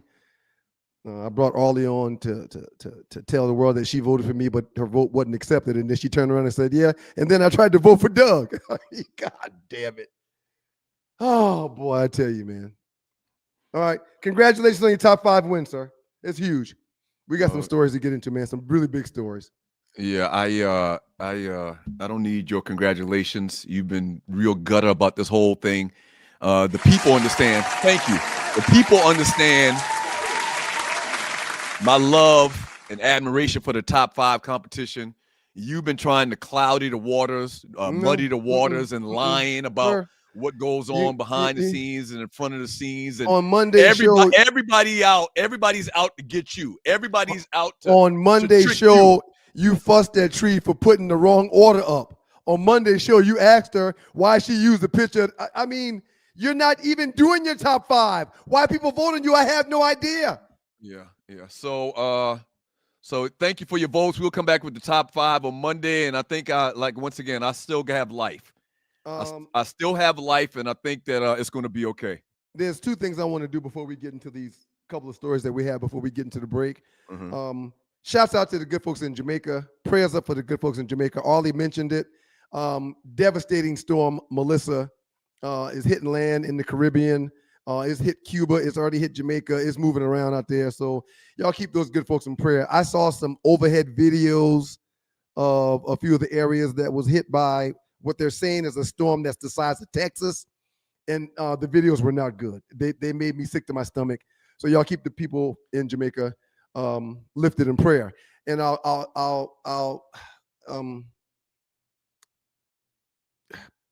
God know what he's doing. He gonna take care of them folks. So y'all just keep them lifted in prayer. I haven't seen anything really up to date. But they don't have a lot of deaths. They're not reporting a lot of deaths, are they? Because they build those houses on those Caribbean islands to standards so they can withstand a hurricane. So a lot of times they don't have the damage that you would think they would have because the way they build the houses and whatnot is they're ready. Shouts out to a friend of mine, Marika. She lives over there with her husband. She's been doing videos like 4 or 5 times a day prior to the storm coming. And in one of her videos, she said, we're staying in the house because the house is probably the safest place for us to be. The house has been built with cement. The house has been built with steel. So we're not worried about the house going anywhere. But these windows, we're concerned about the windows. And while she's making these videos, one of the windows literally gets sucked out of the house while she's making the video. So, yeah, it's devastating what's taking place over there. You're right. The structures are pretty sturdy, but they've lost roofs. They're losing windows, and it's really, really bad in Jamaica right now. Y'all keep it lifted in prayer. Yeah. Hey, man, Manny Pacquiao has indicated that a rematch with him and Floyd Mayweather Jr. is in negotiations.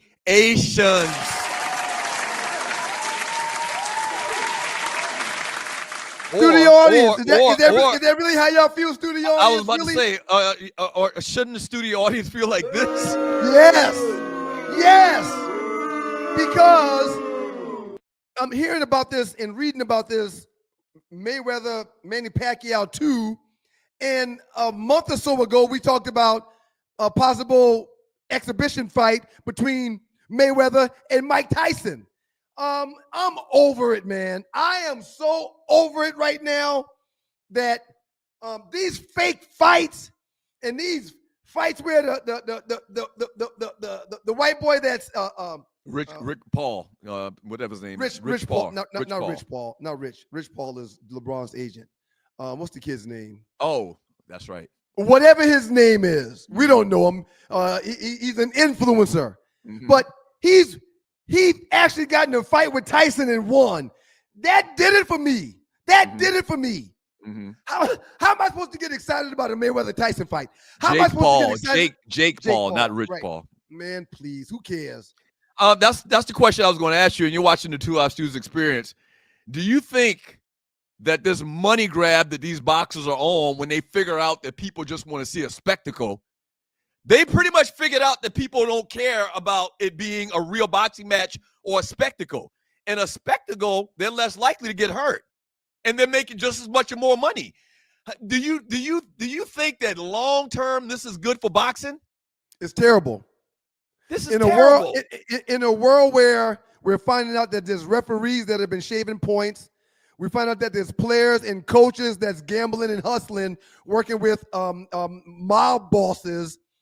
This is not good for the sport of boxing for 240-pound Mike Tyson to fight 120-pound Floyd Mayweather as an exhibition. Stop it. Well, let me ask you this question. You're watching the 2 Live Stews Experience. Are you more okay? You're not okay with either, but are you more okay with 2 former fighters, in this case, Pacquiao and Mayweather, fighting, okay? Even though they're way past their prime, Mayweather hadn't fought in like 10 years, man. It's been a while. Are you okay with former fighters getting in the ring at an older age and looking like a shell of themselves, or are you more okay with this whole idea of a publicity stunt where you got Jake Paul fighting a former boxer? I made a call to a buddy that is attached to Mayweather's camp in Vegas. Mm-hmm. And even though Floyd hadn't been in the ring, Floyd still trains as if he's going to have a bout upcoming in the next month or so. Floyd still goes out to the club, not drinking, not smoking, and at the end of the night when he leaves the club, he runs home. His posse follows him in the cars. Mm-hmm. So Floyd is still prepared to fight.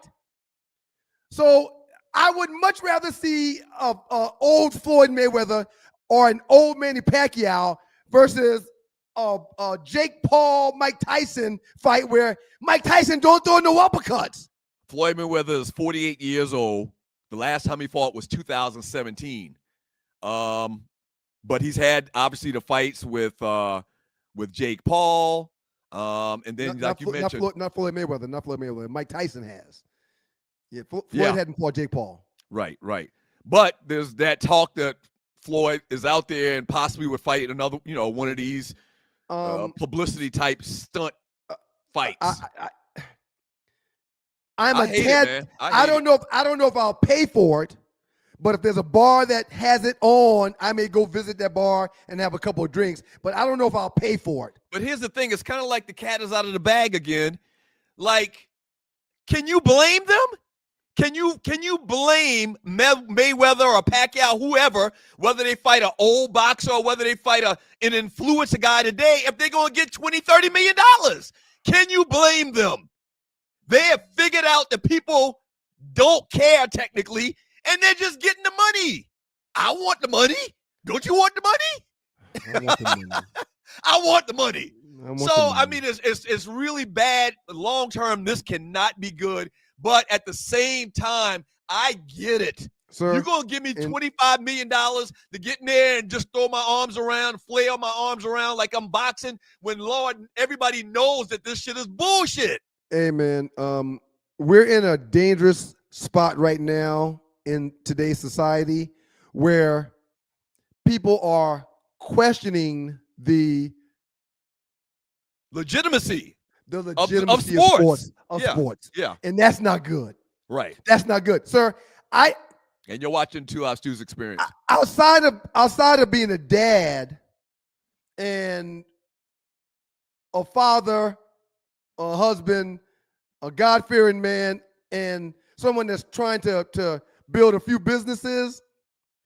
Outside of that, sir, in the evenings at night, I'm in front of the TV watching a sport. Mm-hmm. So for the legitimacy of these sports that I'm watching to be questioned, it's bothering me big time. So you got a gambling scandal in the NBA. We just saw a video where the refs clearly swallowed their whistles and let Greek Freak take 7 steps. 7, sir. Now you're talking about Mike Tyson and Manny Pacquiao coming out of retirement to fight each other 10 years after the fact, 15 years after the fact. It's all a money grab. And sir, I'm invested in my sports. When I watch Georgia Tech, when I watch the Raiders, when I watch the Lions, when I watch the Falcons, when I watch the Knicks, I'm invested in my teams. I wear the jerseys, I wear the hats. I sit down and I go to the liquor store and buy the bottles. I have beer. Some people would say that's a you problem, man. You're too invested. You're too vested. Well, yeah. Sir, why not? Mm-hmm. I'm not in these streets chasing women. I'm not in these streets clubbing, going to bars. Mm-hmm. It's what I do with the little free time that I get. I enjoy sports. Yeah. Sir, I got the multi-view screen on my TV where there's 4 games or 4 different sporting events. I'm watching the World Series. I'm watching the Knicks and the Celtics. I'm watching college football. It's all on the same TV. And you're telling me that I'm watching it for naught? It's not real? A lot of this stuff is bullshit, man. There's people hustling my time? Hey, man. Manny Pacquiao, Floyd Mayweather talking about fighting. How ridiculous does that sound? It's ridiculous, man. It's just absolutely ridiculous, man. It's ridiculous. Man. I definitely want to get into this story about Michael Jordan talking shit about the NBA and about his players in particular. But I think we're gonna have to hold off on it. We're about to go to break. Well, but we when will. Get back, we have the last 48 when we get back. But before we get into the last 48, we can talk about MJ. Yeah, Michael Jordan's in the news. He's made himself available recently by doing this TV gig with what station is it? NBC. Yeah, they only paying him. They only paying him more than $250 million. Right. To talk about the game, and I love it. I think it's worth every penny. Mm-hmm. Every penny they're paying him to hear Jordan sit down with Mike Tirico on a one-on-one, a heart-to-heart one-on-one is phenomenal TV. Right. Yeah. So stay tuned for that. Also, don't forget. I got a question for you real quick. Go ahead. We got to get the break. What did the dad Buffalo say when he took his son to college? What did the dad Buffalo say when he took his son to college?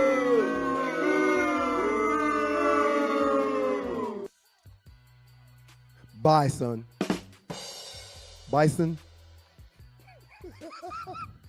I mean, all right. We'll work on colors and numbers tomorrow. You've got to be one of the dullest pencils in the box if you don't get that one. I am embarrassed. When we get back from the break, MJ speaks. Also, we got our last 48, the biggest memes in the 2 Hours 2's Facebook chat group.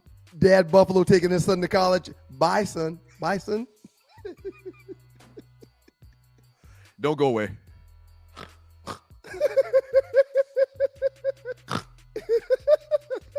Are you snorting? Listen, I played in the NFL. I've taken enough shots to last a lifetime. And let me tell you this, taking a shot just to lose weight, that's not a smart play. That's why I roll with Brain IQ. The all-natural weight chews cut cravings, boost metabolism, and sharpen focus. No needles, no chemicals, no crash. Just results you can chew on.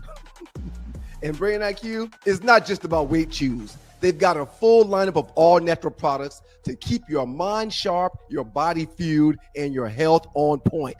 Skip the needles, choose natural. Order now. BrainIQHealth.com/REF/1LiveStew. Brain IQ Chews. Smart, natural, built for results. Hey, you know what it is. It's your girl, Arlie Michelle, your favorite cruise director for the Cruise with the Stews. Our first inaugural cruise, as you already know, is February 6th to the 9th, and you've decided to have your face in the place. But guess what? Your face gonna be in a place with no room if you don't. Call me now. Call me, 678-632-2005, or email me at sme.arleywood, ARLE Wood@gmail.com. I need information from you. I can't get your stateroom if I don't know your birthday and your address and the person who's sitting in the room with you. Come on now, y'all. Call me now. Call me. 'cause I need to talk to you. Call me or email me. Either one works. I just need to talk. Come on. Can we talk for a minute? See y'all on the big water. But you might not be able to go if you don't call me. Okay? Hey, yo, Bird.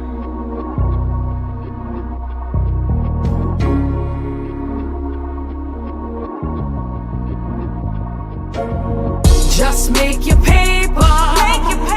Any way you choose. But understand the rules. If you get caught, you lose. You can move a stone, you can move a key, you can move a pound or two, you can move some speed, you can move some X, you can move some shroom T, you can move anything you get your hands on, G. You can move some Hario, uh-oh, here we go, uh-oh, there they go, uh-oh, here we go. Welcome back to your boys, the Two Line Stews. Doug Stewart, Ron Stewart, the makeup of those stews. And in Tree's absence, Doug, that transition was just fine. Don't worry about it. It was just fine. Yeah. I was trying to play this video. I'm going to go ahead and play it. Why wouldn't you, just to see if it does anything to the offense, give him an opportunity to go in there and play? Yeah, obviously my focus is where we are right now, Mary Kay. That's not my focus. What's your thoughts on this? And you're watching the Two Live Stews Experience. Welcome back to the show. Thank you for joining your boys, Doug Stewart, Ron Stewart. I mean, what's your thoughts? Clearly, there's other clips out there. The post-game press conference for the Cleveland Browns last week, and Stefanski literally itching the hell out of my head, man. Go ahead. Literally, it's beyond. It sounds like it's beyond personal. Yep. It sounds like that he's purposely doing everything he can to sabotage this kid and ultimately sabotaging the team. I agree. And I just talked about my love affair with sports and how it doesn't seem like it's legitimate right now. Right. You got a Cleveland team that is not playing well at that position, but a guy that they drafted ahead of Shador doesn't look like he's the answer. You traded away the guy that clearly could have been the answer because he's now having extreme success where you traded him to. And this guy that's gotten all the hype to get an opportunity just can't. And when they ask the management why he can't get an opportunity, they don't have an answer. He evades the question. Oh yeah. And the owner of the team a few weeks back talked about how he didn't even want to draft this guy, but this guy is here.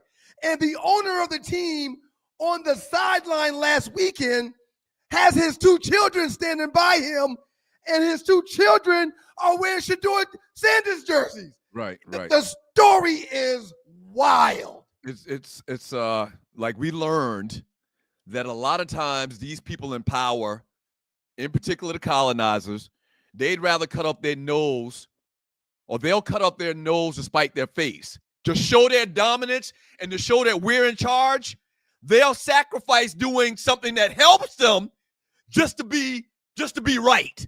It can't be you. Just to be right. Sir. At this point, they have nothing to lose. You've seen Dylan Gabriel. He's mid at best. Right. What do you have? What do you have to gain to not giving this kid an opportunity? Because it's personal. That's why. Rel Scott said, that's Cleveland. Shouts out to you, Rel. We appreciate you, man.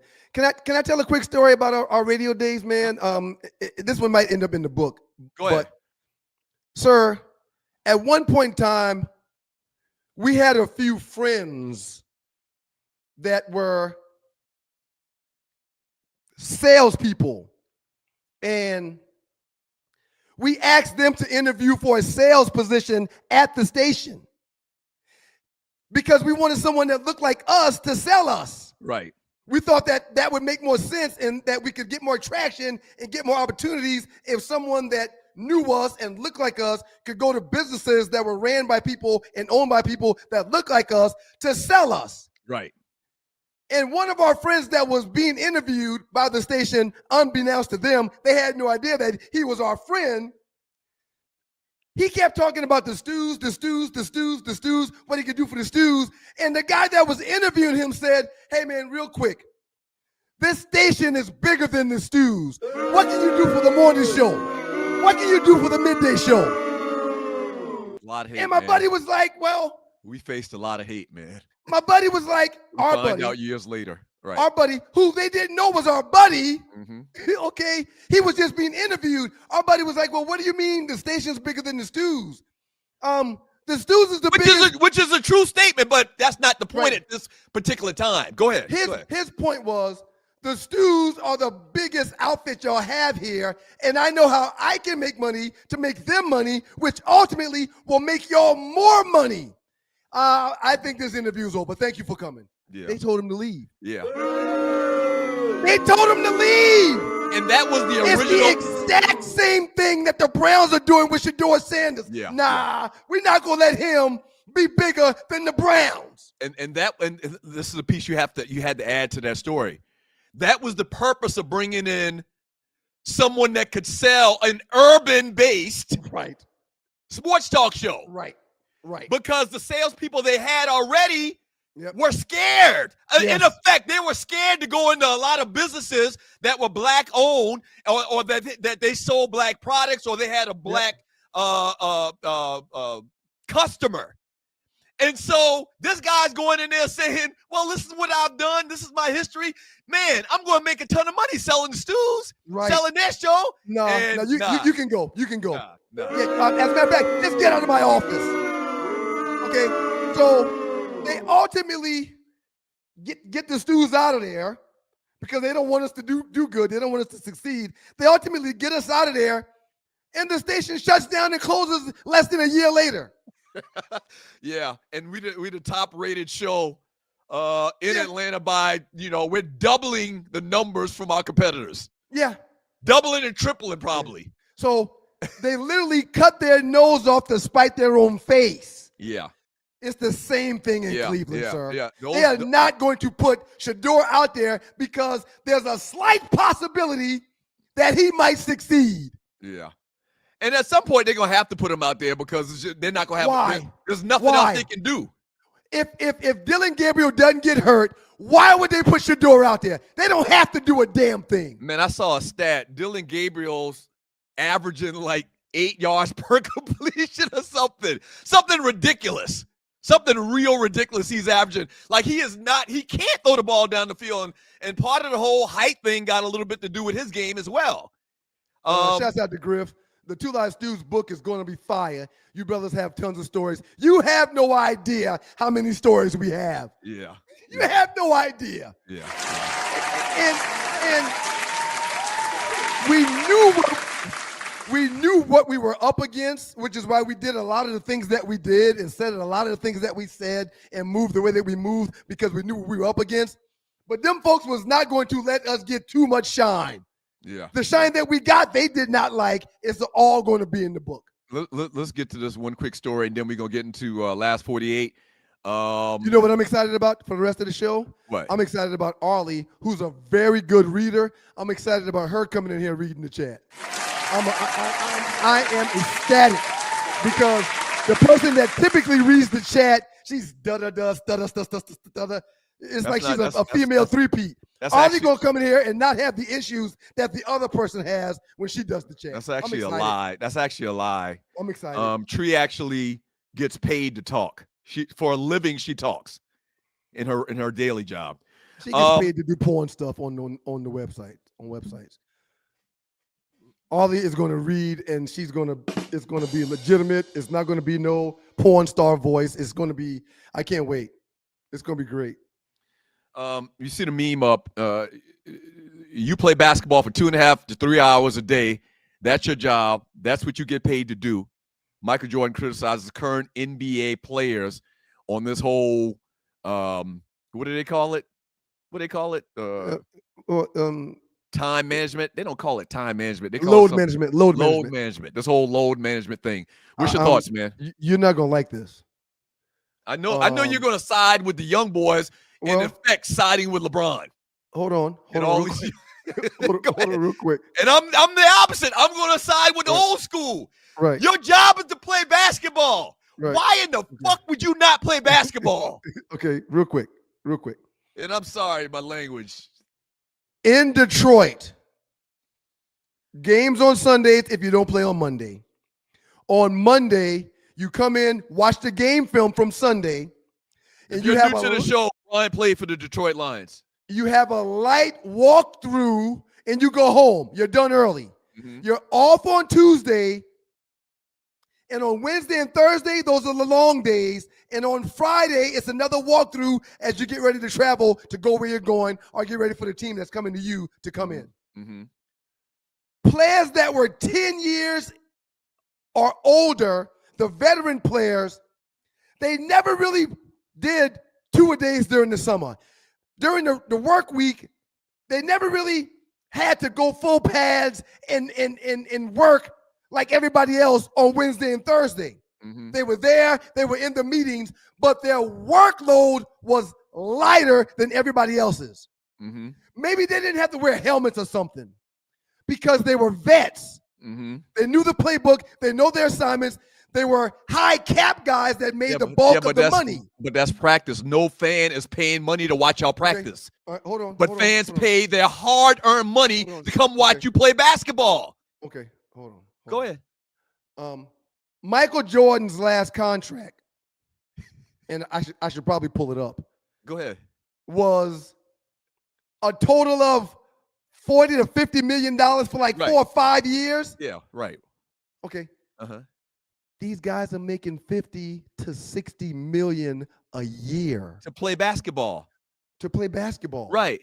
Okay. Uh-huh. I need to make sure that the guaranteed contract that they're getting, This that bullshit you be on. $50 million a year, I need to make sure that they're available to me when it really matters the most. Hold on. What evidence have you seen or what study has been done to say that if you play 82 games, that you're more likely to get hurt? None. There's going to be more. Matter of fact, y'all claim that these guys today are in better shape than they were back in the day. There's going to be more wear and tear on your body. I understand what Jordan is saying. I applaud Jordan for doing what he did. But again, that was when what he was making for his entire contract. These guys are making in 1 year. Right. But even at that time, whatever money they were making at the time, it was a lot of money at that time. I agree. Inflation and numbers are different now, but it's no different. I understand. Them guys played for a lot of money. They had wear and tear on their bodies too. I understand. It's very disrespectful with these guys, and the teams are responsible as well. The teams, the front office, the players should say, "What? I want to play basketball." Jordan's my GOAT. Shouts out to the good folks at WGPR Hot 107.5. But you fighting hard to come up with an argument with your boy LeBron just because that's your boy LeBron. Well, LeBron it's is injured. Unacceptable, man. LeBron is injured right now. It's got nothing to do with LeBron. But again, you paid Kawhi Leonard $45, $50 million a year for the last 5 or 6 years, and he can't make it to the postseason when you need him the most. No proof that's got nothing to do with playing a lot of minutes. Well, none. Well, it's got to be contributed to something. You pay your hard-earned money. You work a 9 to 5, a blue-collar job, like you work at the mill. You work at the steel mill. You spend $400 to take you and your boys, just you, Miles, and Mason, to go see Michael Jordan in probably his last year in Chicago because him and front office have been beefing. You spend your last money, and they bench Michael Jordan for what they call the shit again? What they call it again? Load management. For load management. Jordan is on the bench. What? How do you feel? Yeah, on any given night, if Milwaukee's playing and you paying big dollars to see the Greek Freak, you might get to the arena, buy you $100 popcorn and a beer, and go sit down, and the Greek Freak has on a suit. That's that bullshit. I'm serious. James Harden has on a hat. Yeah. I know you tried, man, to defending the young guys, but sometimes the young guys are undefendable. Right. I get it, man. I get it, man. Jaylen Brown's contract is over $300 million. If he needs the rest, or he They're says paying him $300 million because they want him to play basketball. Real quick, but if they're paying him $300 million and he says, "Hey, I think my hamstring is tight," the response is going to be, "Well, shut it down for the next week or so." Hey, but we're paying you too much to go out there with a tight hamstring. We can't do that. Let's run through these. You're watching the Two Live Shoes Experience. Thank you for joining your boys. Wait. Last 48. Biggest memes in the Two Live Shoes Facebook chat group. We need more. It's really, Barkley is really the only one keeping it real and talking about these young guys and their work ethic and how soft they are. That now it looks like we can add Jordan to that. Like, more old school players need to speak up. Like, more old school players need to speak up about these guys in the NBA, and more old school rappers need to speak up about these weak ass, lame, lyric having young rappers today in 2025. We don't give a damn about these old school guys that didn't make the money we're making, so they hate on us every chance they can. We don't give a damn about them cats, man. Their time was, and their time is gone. It's about us now. Last 48, the biggest memes in the Two Live Shoes Facebook chat group. We actually showed this earlier. But 10 seasons in a row, this man, or 10 sacks in 8 seasons in a row, this guy, Myles Garrett, is a freaking monster. He's a monster. He's a freaking monster, man. Yeah. And it's wasted. It's all wasted over there in freaking Cleveland. Yep. And he pinched them last year by telling them he wanted to be traded if they wasn't going to give him his deal. Told him he wasn't going to come. And they gave him a big old number, $160 million.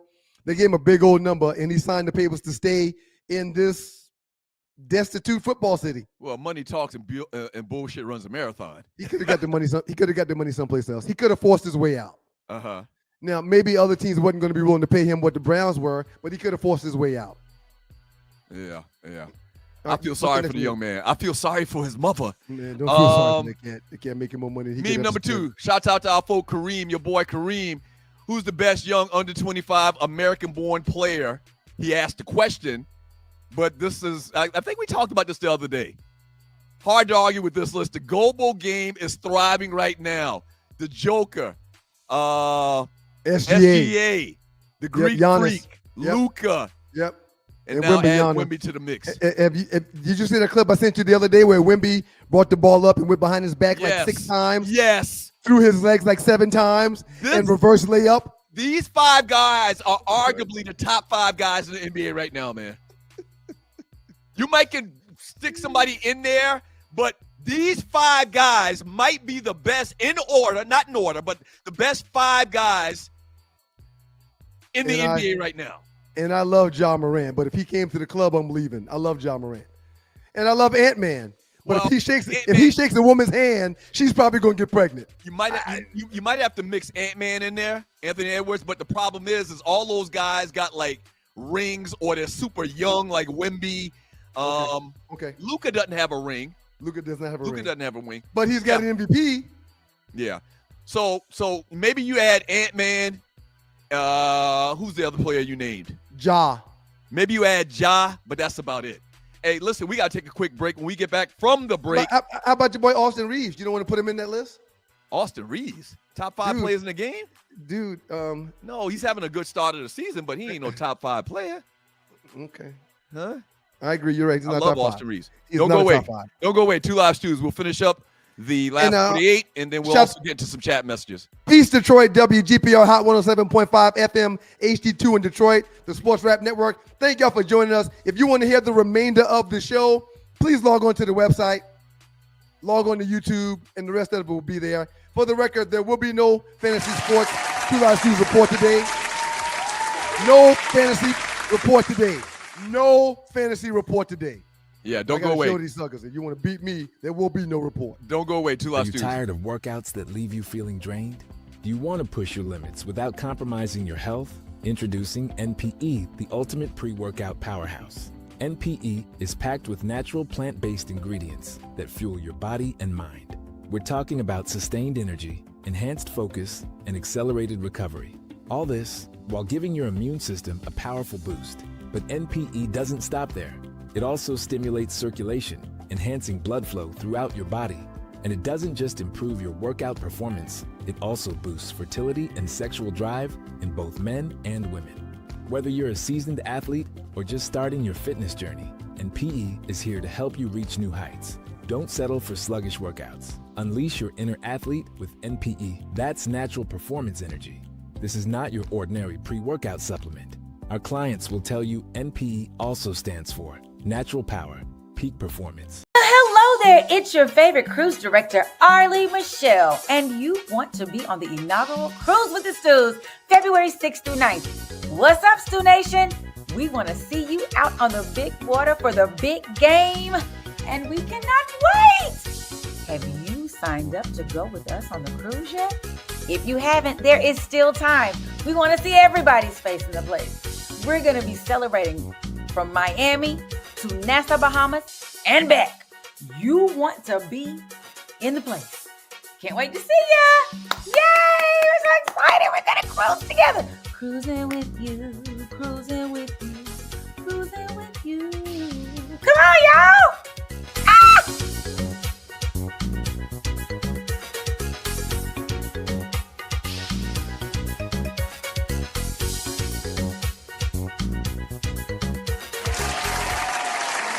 It's your boys, the Two Live Stews. Doug Stone, Ryan Stone, the makeup of those stews, and this is your Two Live Stews experience. Quick story before I bring Hollywood in, because hey, we got classic stew we got to get to too as well. I'm excited about hearing Arlie read. This past weekend, sir, we were in Mableton, Georgia, with Morgan's soccer team for a soccer tournament.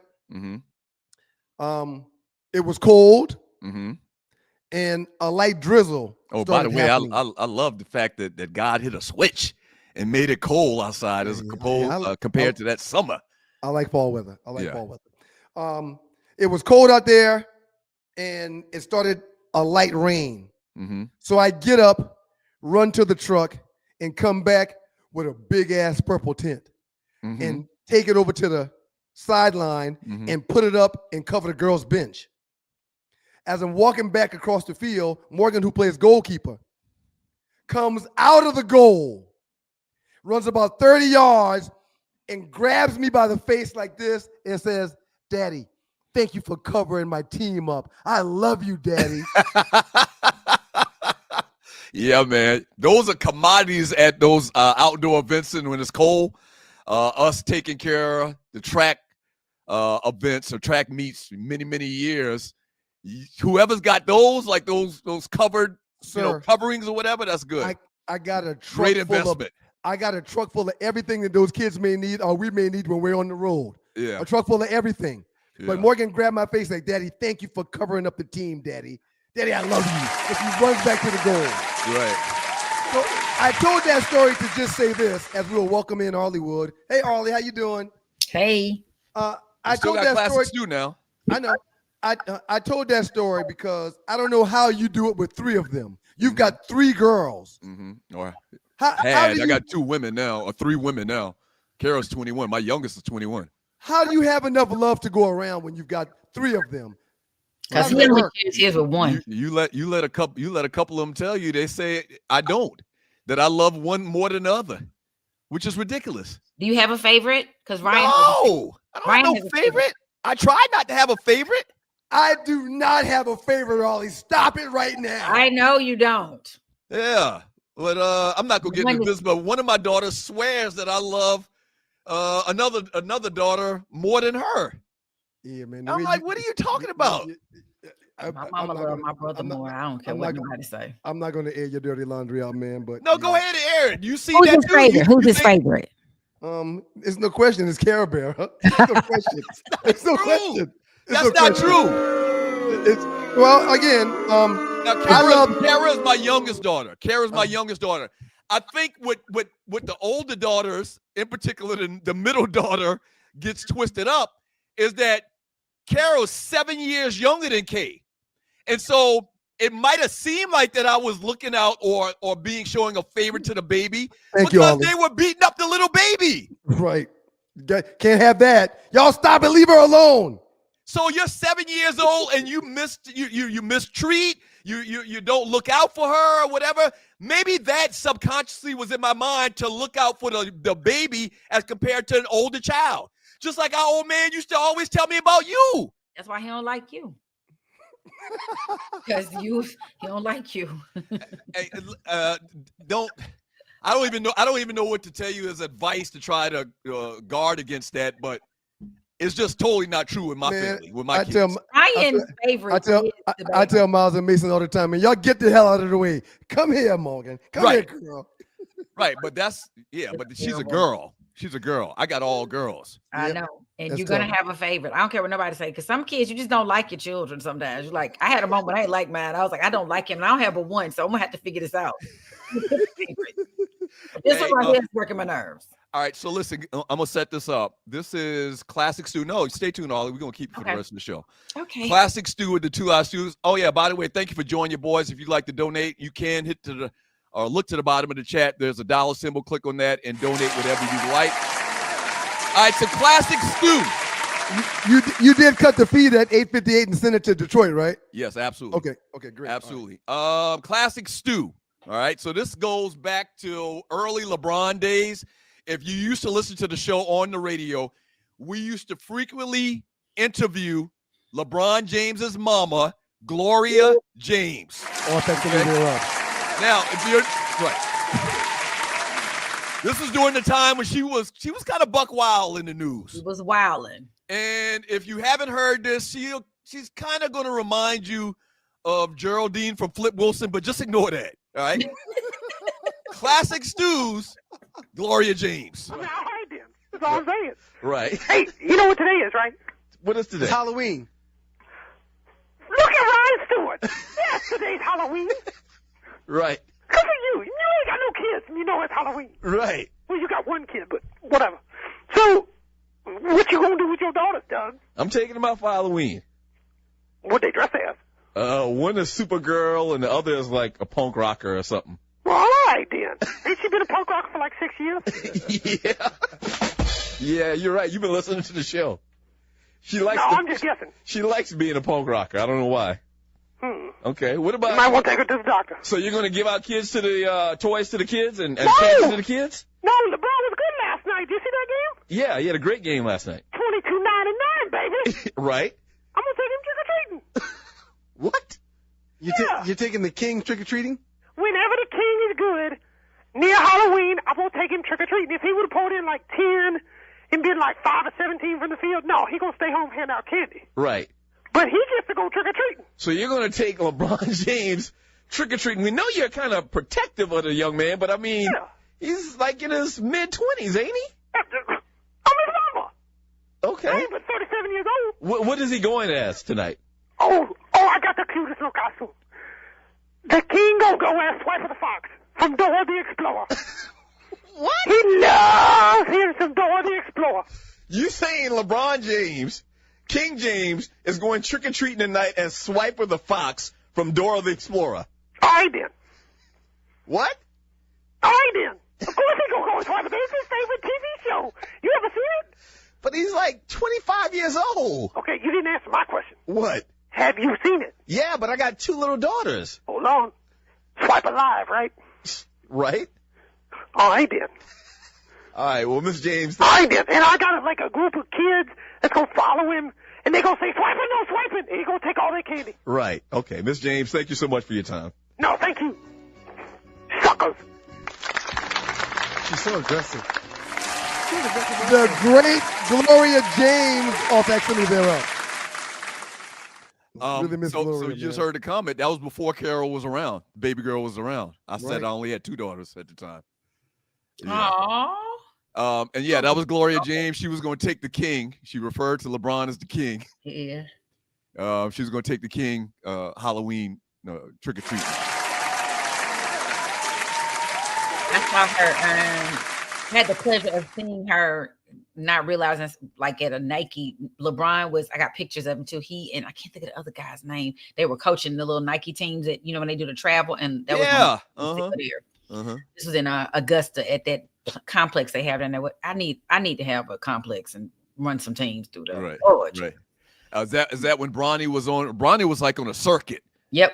We went to Disney World one summer, and they have a big high school like AAU tournament that's in Disney World. Disney World has their own facility, like an immaculate gym or whatnot. And the news, the big talk was LeBron's son, and LeBron was actually going to be there watching Bronny play in this tournament at Disney World. And it's just a big, big thing. Yeah. It was like the game. You had to go to that and watch the game before if you wanted to try to get a seat. And then they were trying to still make you leave out and come in, but It was amazing. I got a chance to see them play. All right, Before so go before ahead. we get to the super chatters, why did the peanut call the police? Oh shit! Why did the peanut call the police? Peanut called the police. The peanut was salty because he was salty. That's close, Ollie. He was assaulted. Ah! Very good. Very good, Ollie. Very good, Ollie. That's good. Yeah, you're smart. You're smart. You got a law degree. You're smart. I Smart. am. All right. That's a good one, Ollie. All right, let's go. All right. Shout out to all those out there in Stew Nation. We are so grateful for you to be with us this whole Yes. Thank you. Read some of these super chats, chat messages. Super chats and chat messages. I'm gonna tell you one thing about nothing. If nothing else, the Stew Nation, they are some funny people. Lord, and we wish we could start more, but we'd be here a whole nother 2 hours just reading your chat. So, thank you so much for interacting and being in the chat. Let me read this. Let me read this one before you start reading, Ollie. I want to make sure and bring attention to this one. You read Rustin Tree. Let Ollie read it. You read Rustin Tree. He could go. This is the Stew's historian, Brother Earl McDowell Jr. The Gloria James clip was from Halloween Day 2008, 17 years ago. 17 years ago. Wow. The days are long, but the years are short. Man, thank you, that's Brother true. McDowell. Thank you for being the Stew's historian, too. We really appreciate getting that. Thank you. And thank you for the $5. Yes. All the We hard work appreciate you did to put that in and see how it got played. See? Right. Well, Tree's gone, so we knew it was going to get played today, but she fights us on playing McDowell's contribution. She fights us on it. But she don't really like sports, and she really don't like the old show because it didn't include her. So I think she feels like left out. She didn't get that's probably what it is. and that's okay. We're gonna still, include because classic is important. We can't, make new friends, but keep the old one is silver and the others go. The whole thing we learned as children. Okay, so are we ready now, Doug? Yes, we're ready. Yes. Okay. We want to thank you, Dr. MC Bucks. Appreciate you for that. If next time, if you have something you want to say or anything, let us know. We'll be good. Thank you, Dr. Bucks. Thank you, Dr. Bucks. We appreciate it, man.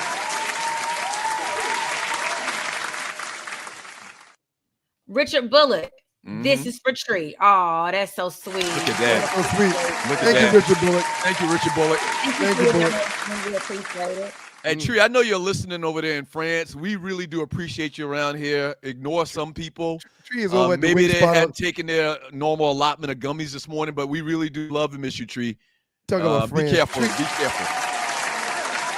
Tree is over at the wing spot off Bankhead. She ain't in no France. Ha ha. Yeah, Tree, enjoy France. I'm just glad Doug knew where you were because most of the time he have you in Budapest or some random place that you ain't never even gonna go. So yay, he knew where you were. Monday, he won't know where you are, but this is good today. Peace, loose neck. Thank you, sir.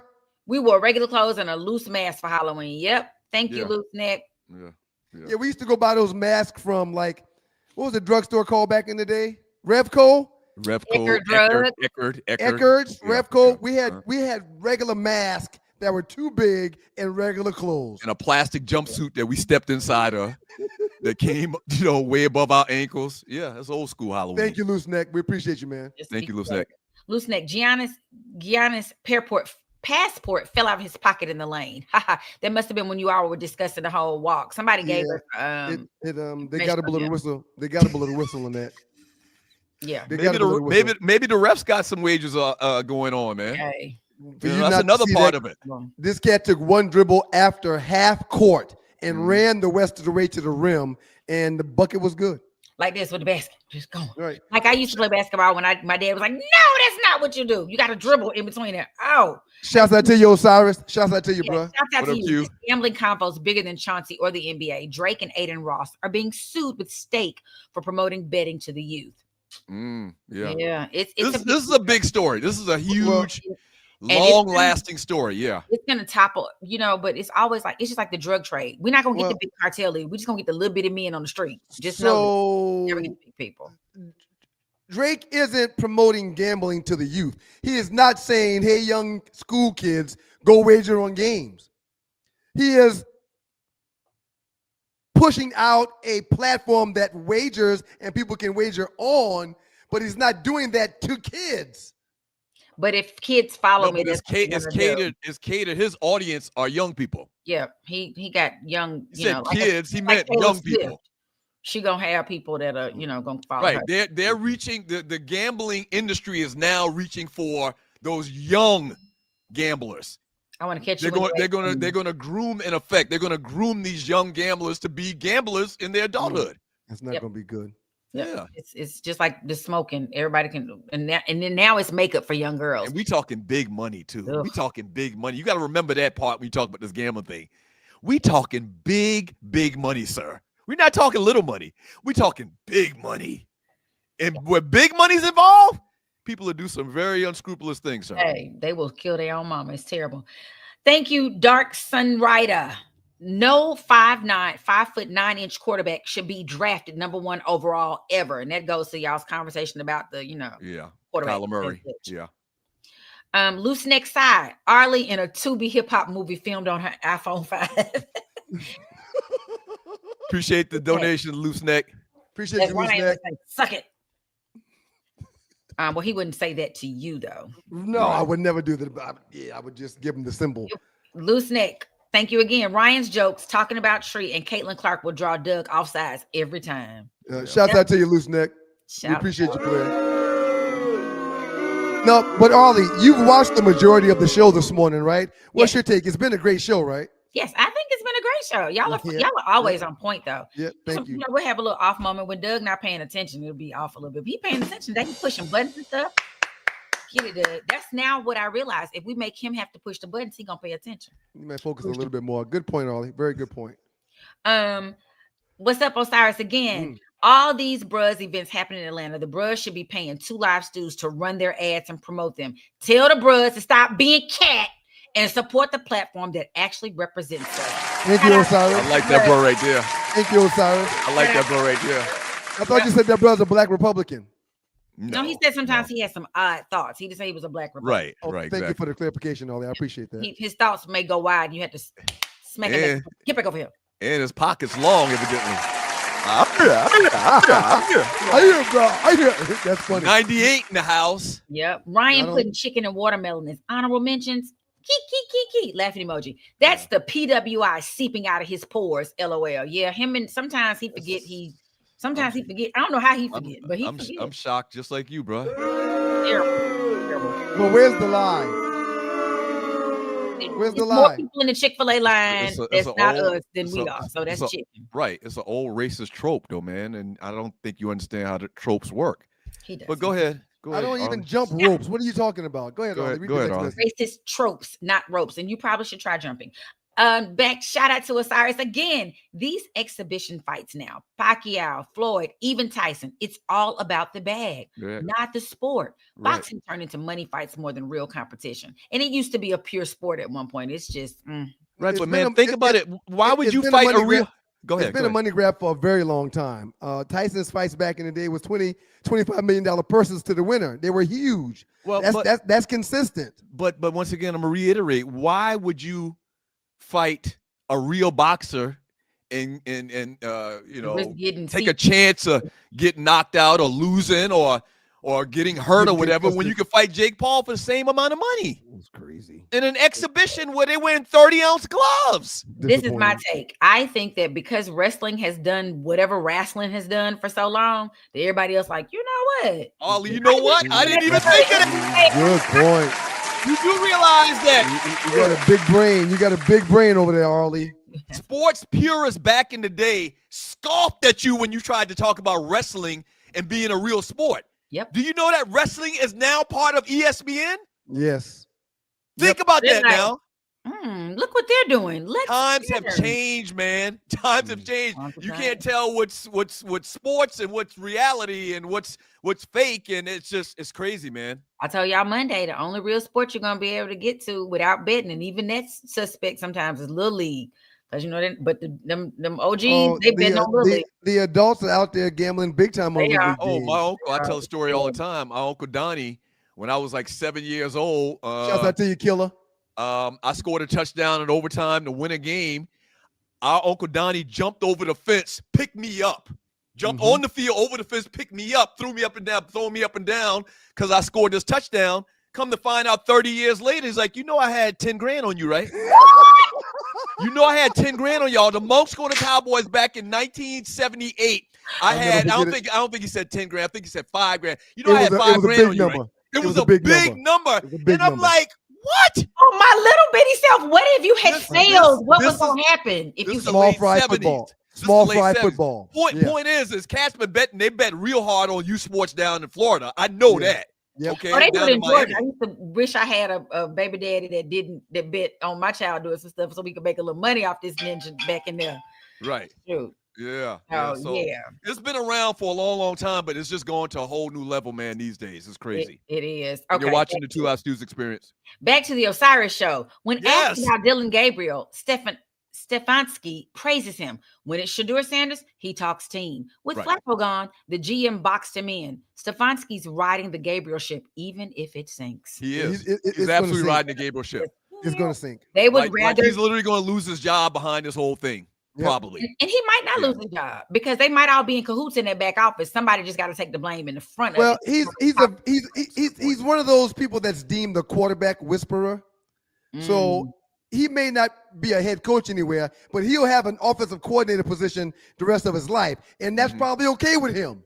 And they look out for their own. So they're going to make sure he's straight. Because there are people in the league who are like, that's right, stick it to that ninja. Stick it to that whole Sanders family. We left the son out. We left the other son. We're getting the other one. He walking on 2 toes. Like they're loving this right now. That's okay. I need Deion to just continue to win, Lord. Try to win. Try to win. He's not winning right now. I know. A lot of people hazing me on social media with that too. Everybody I got to meet this bro, man. I got to meet this Osiris. You met him already. This is the bro you met in the island. He got a Rude. Yeah. Thank you, Osiris. Rude. Where were y'all at? Y'all were in Greece? No, we were in St. Thomas at the time on St. John's Island. It's the same brother. I believe he's married with kids, I believe. Listen to me. Anyway, Jordan's take on load management sounds more like the ownership class talking. This feels like a class combo, not just generational. MJ's long transcended race. He's speaking from the owner's seat now. Yeah.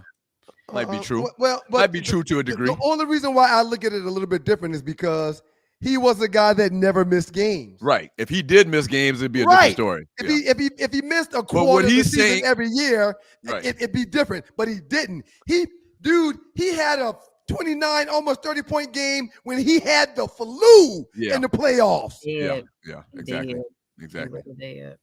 Shout out to Tiffany Poole in Portland. Tiffany Poole in Portland. Love you, Tiff. Can't wait to meet you, Tiffany. Shout out to my beloved Trailblazers. Through adversity, we beat the Warriors and the Lakers. Hit the like button. 150 viewers and 100 of y'all won't even click like. Thumbs up, and it's free. Go Chiefs. See, this is a P1 right here. Tiffany be promoting the show all the way from the great Northwest. 100. It's easy to like the show. It's very easy to share the show. It's very easy to subscribe, especially on YouTube. Okay. So please promote the Two Live Stews, man. It's very, very important. Tiffany Poodle in Portland always supports. And let's keep in mind, she is way, way over there. So when we start at 7 o'clock, it's 3 o'clock in the morning for her. Something crazy time. 4 o'clock. So shout out to Tiffany. I'm hoping she works third shift because you're right. It's like she's in Portland, Oregon. So So that's a lot. Shout out to Brother Man 612. Thank you so much. Brother Man.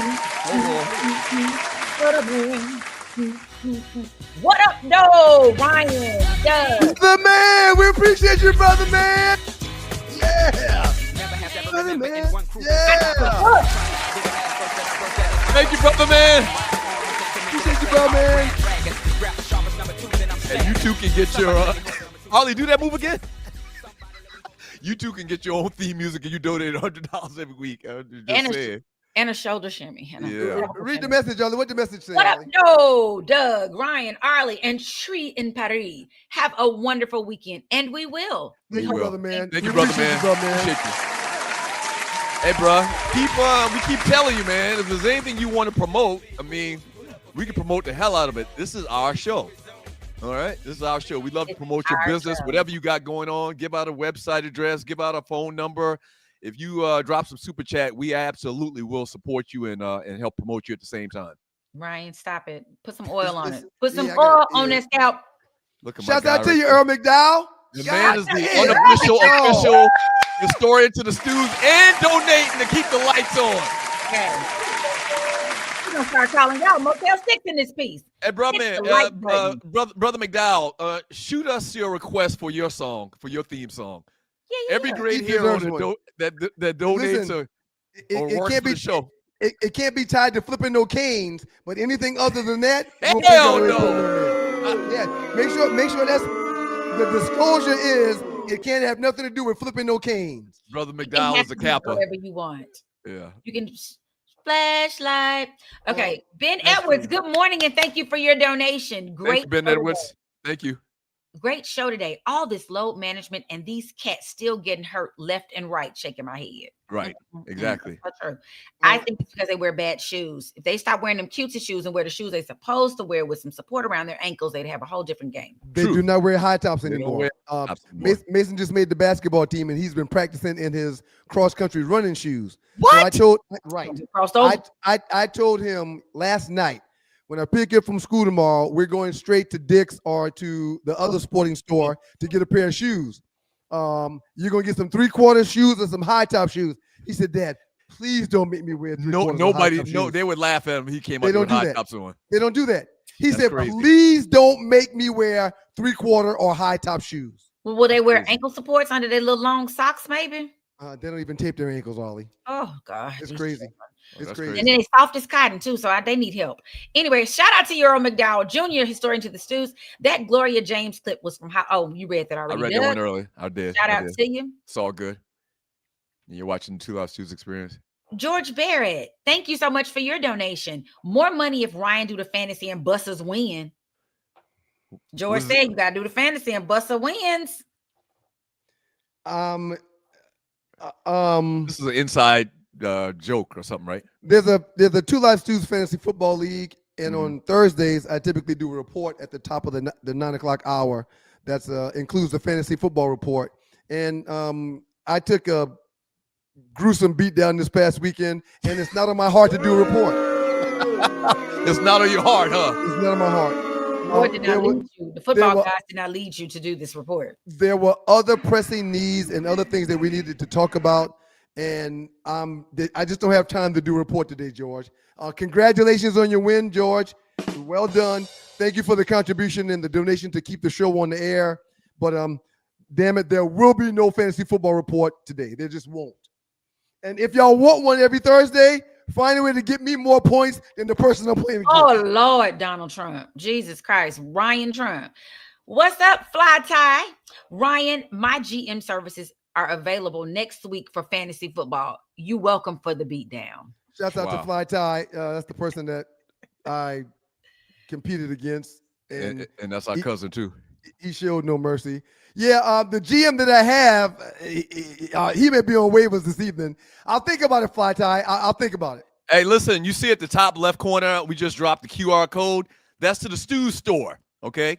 Go in, check out all the merchandise. We got a ton of great shirts and hats and sweatshirts and all of that stuff, man. So grab your phone if you're watching on a computer, hopefully, and scan the QR code and check out the Stews store.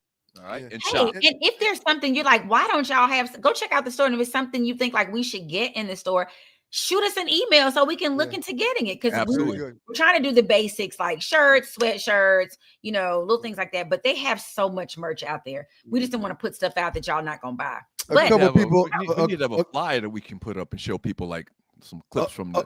A couple of people have hit me up saying I need to be a better sportsman when it comes to the fantasy report. I do not. I don't take losing well, and this is why. Yeah, never mind. Ryan y'all. Speak to y'all forever if you don't let him win. Hey, listen, let's take one. Give me a half a second, and you're watching the 2 Live Stews experience. Time is up. You said half a second. Time is up. Let's move on. I wanted to mention this real quick. This was the fourth story of the week. A Waymo vehicle involved in a crash on 10 freeway in West Los Angeles. So it's just come out that NVIDIA and Uber announced a massive robo-taxi plan. They're in a partnership in late October 2025 to launch a global fleet of 100,000 autonomous robo-taxis beginning in 2027. Question I got for both of y'all. Have you ever been in the driverless Waymo, Uber, or whatever? Have you ever been in one where there's no freaking driver? And I'm probably never going to do it. I can't. We're taking jobs from people. I just can't. Listen to this. If they send one to me, I decline it. I will not get in those autonomous driving vehicles. 2 points. One, by 2027, 90% of the Uber and Lyft drivers are going to be gone. They're going to be replaced by these autonomous cars. And did you know, since 2019, there have been 83 deaths caused by one of these driverless cars, sir? I'm not getting it. I'm like, and I was looking for the number. I saw the 83 deaths, and I was looking for the number of incidents that were not with autonomous cars, with Uber drivers. I was looking for the death total there. I couldn't find it. I wonder why. Yeah, they don't want you to know that. Right. But Uber and Lyft are going to make more money by getting rid of the real drivers. Because they ain't got to pay them. They don't have to pay them. That's right. And so they're going to do it. They're going to do it. But I promise you, sir, they need to go through another at least decade before I get my black ass in a car with nobody driving. And I'm gonna tell y'all this. It's not even about the autonomous part. It's about you got control of this car. You can lock me in it and take me wherever you want, and I can't get out. Agreed. That's some conspiracy theory shit, but yes. Who the rest of them says they won't do that? Right. That's what what's his name? Rick Ross was like, I'm not buying a Tesla because they got control of it somewhere. They could just decide, I got a warrant out for your arrest. Guess what? I'm taking you straight to the job. Like, let me out. Let me out. Right. A buddy of mine drives Uber. And you're watching Two Live News Experience. He got a really nice Suburban. And I said, man, for someone that's always complaining about money and don't want to buy a $5 drink, you got a big boy out there that you're driving around now. Uber helped me get it. Yep. Excuse me? Oh, yeah. Uber helped me get that Suburban so I can drive for them. Yep. I know plenty of people who had cars that way. So if they cut out the drivers and getting them cars and finance these cars that drive themselves, they get to keep all the monies. Right. I don't care how good they make these cars. There's a lot of things that happen when you're driving that you have to be human. You have to have an instinct for it. You just can't put in a program and think that it's going to fall into the T. And when somebody swerves in front of you inadvertently, that it's going to be able to stop or get out of the way. I don't care, man. That's not a good sign. This AI shit is not a good sign. Driverless cars, I don't trust it. I don't trust none of this shit. And legally, what kind of waiver have I signed to get in one of them driverless cars? And you know you signed a waiver. Oh, you signed it. Downloaded that app. You clicked the button and said, "Come get me." Yes. It was like, oh, and if I run you into a ditch and you missing all your limbs, it's on you. They absolve themselves from all responsibility. And when you downloaded that app to your phone, they good. They good. They wipe their hands of it. Yeah. So, all right, I'm sorry. Go back, Ollie. I just wanted to get that in. Shout out to Griff. Aggie Pie. One time, Griff. Appreciate you, King. What's up, family? Paying my dues to the good brothers and sister Arlie. Hey, be cool, stay safe, and have a great weekend. Thank you, Griff. Let Peaches live. Yes, let Peaches live. Thank you, Griff. Yes. My mama's so disturbed that she ain't got no cute outfits on. If one more person say, they just keep you in sweaters. I'm an old lady. I'm cold. I don't know. Right. That's what old ladies wear. I'll be in it. I will be in it. It'll be all right. Thank you, Griff. Appreciate you, player. Shout out to Rail Scott. NBA players today are bigger, faster, stronger, and softer. 82 games is 82 games. Hashtag old school. Absolutely. They pay you for 82 games. You should play 82 games. You play all of them. If you can play. Unless you got a cold or something. I don't know what's happening. Shout out to you again, Rail Scott, for Artie's shoulder shake. Hit my music. He said he needs music. You know, y'all know Tisa's probably watching the show, right, Rail? Rail's wife, Tisa. Go ahead, Arlie. You got a name right. That's give him what he want, Arlie. He said give his music. He ain't getting no ass for no shoulder shake. Oh, okay. All right, my bad. This is Bussa. I beat Loose Neck down. LOL. Shout out to you, George Barrett. Congratulations, Bussa. The Fantasy League. Congratulations, Bussa. Yeah. There's a few guys that's playing extremely well. However, no report today, so I can't talk about it. because Ryan lost really, really, really, really lots of really bads. Okay. We're all going to just admit it, and we're going to help him through his issues. Peace, Marcus. Thank you, bro. Thank you, Marcus, for your donation. Thank you for another quality show. Long live the 2 Live Schools. Yes, indeed. Long live them. Thank you. Long live them. Thank you, Marcus. Really appreciate that, player. Really appreciate that. Appreciate it, bro. That was all of our super chatters. We appreciate you being in the place. Thank y'all for the super chat. Thank y'all. Thank y'all. All right, I got 15 more minutes. Let's run through as many more as we can. Okie dokie, let's Ollie, do it. for the record, you're doing an absolute gem of a job. We're not used to people reading this well. You're killing it, Ollie. Thank you. She reads sexy. I don't do sexy. I do live. Hey, man, are you a 4-year-old kid? He is. Just shining. Shout out to you. Great to see you this weekend. Live dribble in basketball refers to a dribble that is still in motion and has not been stopped by the player picking up the ball with 2 hands. Well, Live okay. dribble in basketball. Stop. No. You're either dribbling the ball or you're not dribbling the ball. Nope. Ollie, put that back up one more time. We talked about this earlier. If you're asking why. I lost it. I lost it. So when the ball bounces up into your palm and the ball is still moving and kind of sliding in the bottom of your hand, is that what he's referring to? I have no idea, but you're either dribbling or you're not dribbling. I'm sorry. You're either dribbling the ball or you're not dribbling the ball. We used to call that carry. Right. Yes. Yeah. If it was like this, it was a carry. Yes. I think. Or if you just travel forward with the ball and it's in your palm and you don't dribble it, that's a carry, that's a walk, whatever you want to call it. Yeah, we used to have cheers for that. Did the boy walk? Did the little boy walk? Did the boy? I went to a black high school. Anyway, yeah, I think I had chants and cheers for everything. Absolutely. We did. But I think people are making up words now for just like with our sexual orientation. We cis trans. I'm just a girl. Can we just be a girl? Can I not be? You're a black. No, I'm not. I'm not. Whatever you said, all them things. I'm not them things. So yeah, that's probably what's happening in all the sports. We got to just come up with stuff because people want to just. Can I ask y'all a question real quick? Yeah. A couple of buddies of mine that went to Georgia Tech with me, former football players like myself. We have a text thread where there's about 15 of us on there. And in this text thread the last couple of days, we've been talking about the books that we could write with our on-campus stories that would be bestsellers without a doubt. However, we can't write the books because the stories are about people or about us. They're things that we just can't let people know. Yeah, you would incriminate other people. My question to you is this. Names. Do you say, freak it, I can't cope, I want to get this best-selling book and do it anyway? Or do you stick to the code? Nah, I can't put myself on blast or my friends on blast. Yeah. Person that's married to this mayor or married to this governor, I can't put them on blast. This is a guy code. You can't break the guy code. Change the man code. I mean, some great stories. Change the names to protect the innocent. Switch a few things around. Like if the story was somebody like cheating on somebody, then just switch names and make them a different partner. I have a book like that that's going to come out. It's going to be a bestseller. And I got to protect my people. Right. I've already asked them what they wanted their names to be. They're all on board. They're like, okay, give me such and such. So nobody will know. So yeah, I think you should change the names. Okay. Thank you for that, Ollie. And there are going to be people who say, I know who that is. And be like, it's not. Hey man, we used to load up on a Thursday or a Friday if practice was canceled early.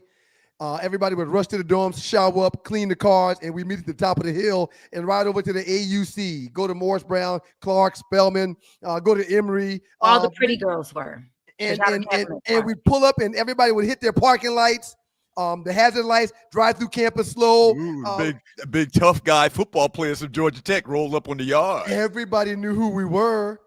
I mean, the stories are absolutely incredible. Or getting done studying late one. Y'all, houses where all the colonizers were and partying with them cats and then being invited to walk somebody back to the dorm. Y'all damn near was a carbon copy step up from the locals.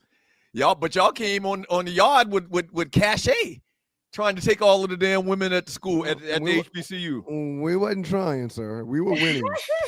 I'm sorry. Please continue, Ollie. Please continue. Y'all don't want me to. It's okay. It's okay. I just whatever. Shout out to Osiris again. Giannis out here taking 6 to 7 steps. They calling it a Euro step. No. Laughing Yeah. emoji. It's not even a crab dribble or a Euro step. It was 6 to 7 steps. Just like I'm going over here. Damn it. That's what it is.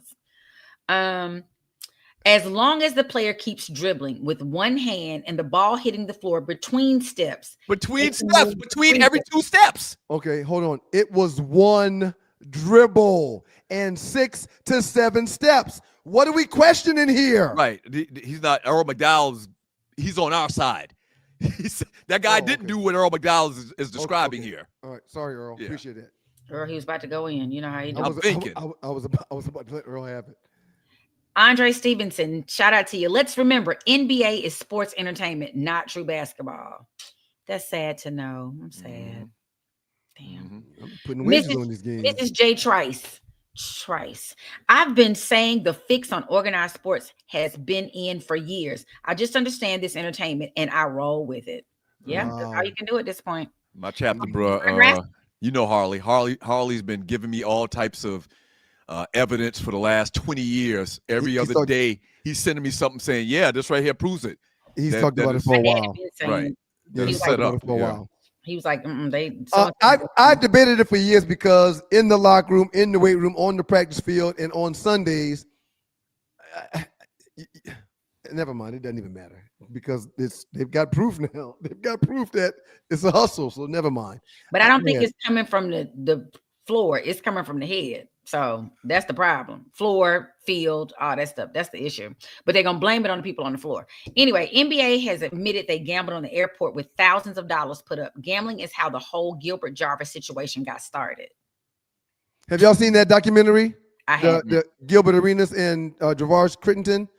It is must-see TV. It's a documentary where? Netflix or something like that? Yeah. Oh, What's it called? You know what it's called?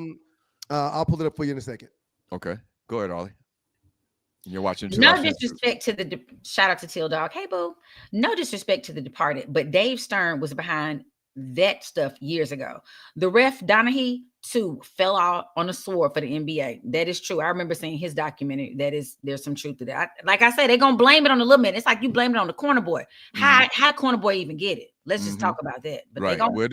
Just like the wire, it was way bigger than the corners. Way bigger than the corners. The Greeks, the Docs. The documentary is called Untold Shooting Guards. It focuses on the incident involving Gilbert Arenas and Javarius Crittenton, where there were guns in the locker room and threats being made. It is a very good documentary. Shouts out to Javarius Crittenton, who's getting himself back together. But yeah, it's a really good. If you've got time to watch it, you would really, really enjoy it. Gilbert Arenas got to be careful, man. They saying that he told on Chauncey and them. And I forgot all about the Crittenton thing when they was pulling out gats in the locker room and whatnot. Bless our hearts. You better be careful, man, on these streets. Ninjas ain't playing, man. Ninjas ain't playing. Not about no money either. Loose neck side. Folks betting on how many high fives and claps Bronny James will have during the game. Yeah. Once again, I don't know how the NBA can make Bet USA or whatever gambling site take off the prop bets. That's their business. I guess if they're working together with promotion and marketing, and Bet USA is spending money with the NBA, maybe the NBA could work with them and say, "Hey, listen, you got to get rid of these style bets, right? Because we can't control what one person does in his head." We've been offered an opportunity to partner with a betting site, and I am somewhat conflicted about if we should or if we shouldn't, because I know that betting is fairly addictive, and I know that it could cost people their livelihood. And it's a way to make money, but it's also a way to lose money. And I would hate to be, at the end of the day, the reason why someone that loves the stews may lose their fortune. Does that make any sense? Yep. It does, but I mean, grown people. And whether it's our platform or not, they're gonna find a platform to do what they want to do. Yeah, but and they make that same argument when you talk about drugs, but drugs is tangible. That's the best word I could come up with. And drugs are tangible. You betting, I mean, you're not going to technically get hurt or end up dying or ODing or You know, it's a little different, but not much different. It is not much. Because you think about it, what if I bet and I lose everything? Now I want to OD because my wife about to beat my, it's you got to really think about that, Ryan. You can't make it's like both sides of the argument. 6 in one hand, half dozen in the other. Chico 205, shout out to you. That J.R. Smith play is looking suspect now. Which one, Chico? Which play, Chico? I'm not sure what he's referring to. I think he's talking about like JR. Maybe he's looking like he's not playing like he should because maybe. You remember the J.R. Smith thing where what did he do? Oh, he didn't. He called a time. He did. He called it. Either he called a timeout or didn't call a timeout. God, I know exactly what he's talking about, but I can't remember the details. I vaguely remember too. Okay, yeah. I'm gonna look into that. Loose neck side. I'm convinced Anthony Davis owes his bookie money. Laughing out loud emoji. Yeah. Anthony Davis came back after the offseason with a couple of pounds on. Look like he to put some muscle on that body, man. Have you noticed that, Doug? Or she should back away from the table. Yeah, either one. One or the other. Julius 29. You can't tell me Falcons coaching staff Raheem Morris and Zach Robinson aren't on the take with that play calling. Baby, disgusting. If anybody on the take. Yeah, it's disgusting. Falcons, these birds this last game that they got their heads beat across with, you had Algier only getting 4 or 5 carries and Bijan Robinson only getting 10. The Falcons have won every game where Bijan Robinson has had 15 carries or more. So it's very simple. Give him 5 more carries. Just give him more carries. Give him the ball. Give him the ball. You know why? Because that dictates pace. That dictates what the defense has to do to try to put themselves. So you're just going to open up play action. And when you get down like you did versus Carolina and versus Miami, you're down by such an insurmountable amount that you have to do more than just run the ball. You feel like you have to pass the ball. Gotta air that thing out. Yeah, but it's a catch-22. I mean, how do you control the clock? You run the ball. I agree. It's just crazy, man. Player situations. Triple platinum Batmite. The most wanted, most wasted talent in the league is Joe Burrow. That's from that conversation y'all were talking about with talent. Might be. It's a tie between Myles Garrett and Joe Burrow, probably. Unfortunately, he'll never, ever wear another uniform, even if he keeps getting injured. He's too good to allow for him to go play someplace else when you've had him. You can't watch a Joe Burrow, a talent like that, get released from a contract or get traded to someone else and see them win a Super Bowl. You just can't do that. So what happened with J.R. Smith? He grabbed an offensive rebound with the score tied, but dribbled out the half court instead of calling a timeout to attempt the shot. And LeBron busted his tail, busted his chops for that. Yeah, I remember that now. Yeah, I remember that. We just don't know what's happening. Shout out to Joe Hamilton. He was the truth. Our school, Andrews, South Carolina, used to play them boys from Macedonia. They were tough, kicked our tails in football. But in 95, we went undefeated in b-ball. Shout out to you, Joe Hamilton. Who was that? Who was that message from? Osiris. I didn't know Osiris would, because he's from New York. Well, he went to Andrews. He was in Andrews, South Carolina, going to high school. You know what happened, right? What happened? You know, it was always a kid that had to move down south because they did something in New York. They had to go down south. We're gonna send you down south because it's easier living down there. Yeah. No, because people looking for them. Right. Oh, I thought it would be like we're gonna make you go stay with your grandparents because it's quieter. You can't get in no trouble out here with these people. That's what happened to my cousin. No, they got some trouble up there. Shouts out to the former school known as the Macedonia Foxes. They won a championship a couple of years. Joe's first year of being a starter on that team, he was a reserve, but he played a lot of minutes. He was an 8th grader. Sheesh. And they had the great Esau Mahoney, who's one of the best basketball players ever in the state of South Carolina. Rest in peace. Rest in peace, Esau. Rest in peace, Esau. Esau and I were real cool friends back in the day. But yeah, Ken Green was the coach. Rest in peace, Ken Green. Phenomenal teams, football-wise and basketball-wise, in Macedonia with those guys. A lot of people rested in peace, man. I know. I was just like, oh, who else y'all gonna kill off today? Jeesh. Griff, Kirk Cousins is 6'3" and was doing the same thing when he played for my Washington squad. He made errors at crucial times. Talking about, I guess, comparison to Kyler Murray. Yeah. Now this is reference to this music.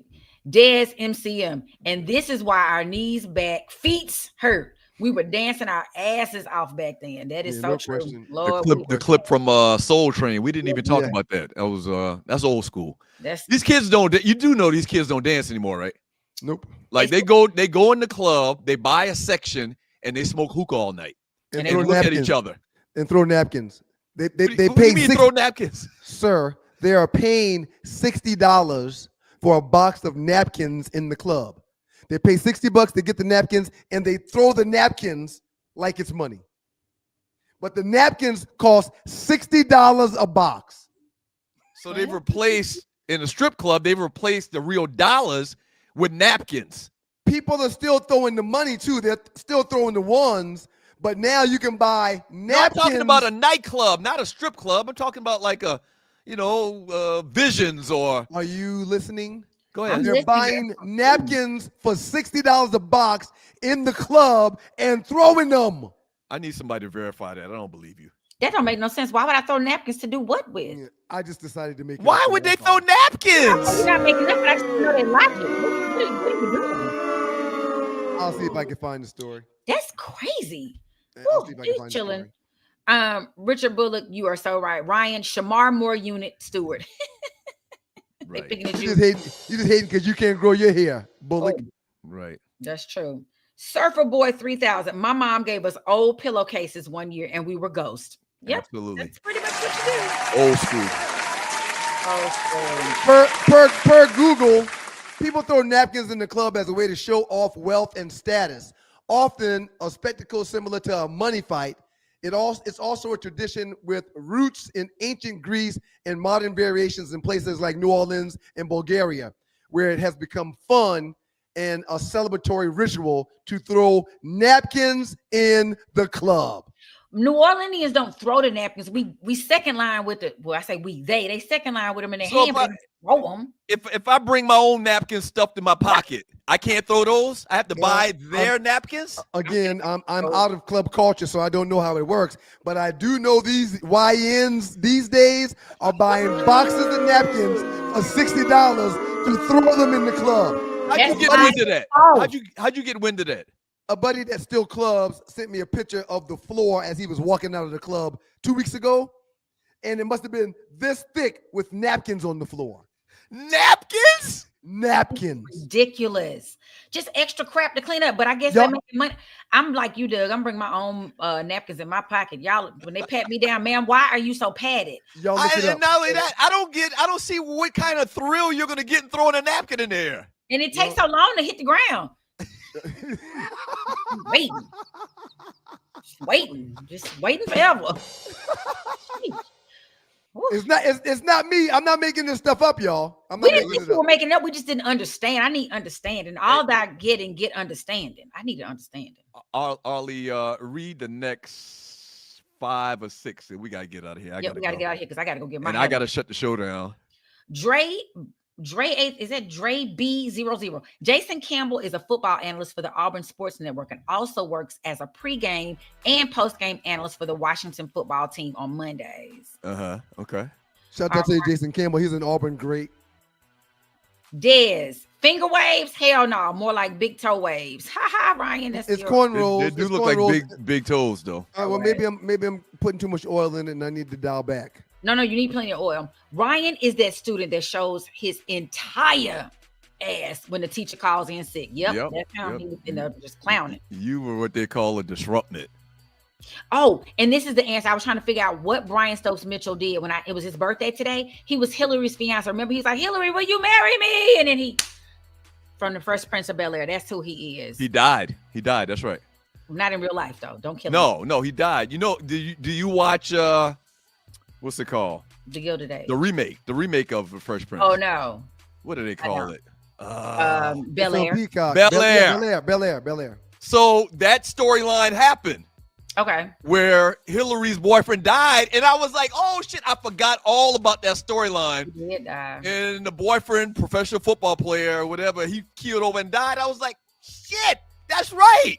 But he did die in the original series. TV personality, like a news person. This guy was a professional football player. On this. Hey man, we can't read them all, y'all. I think we got to go ahead and shut it down. Hey, shouts out to everybody that gave some super chat today. We appreciate you, super chatters.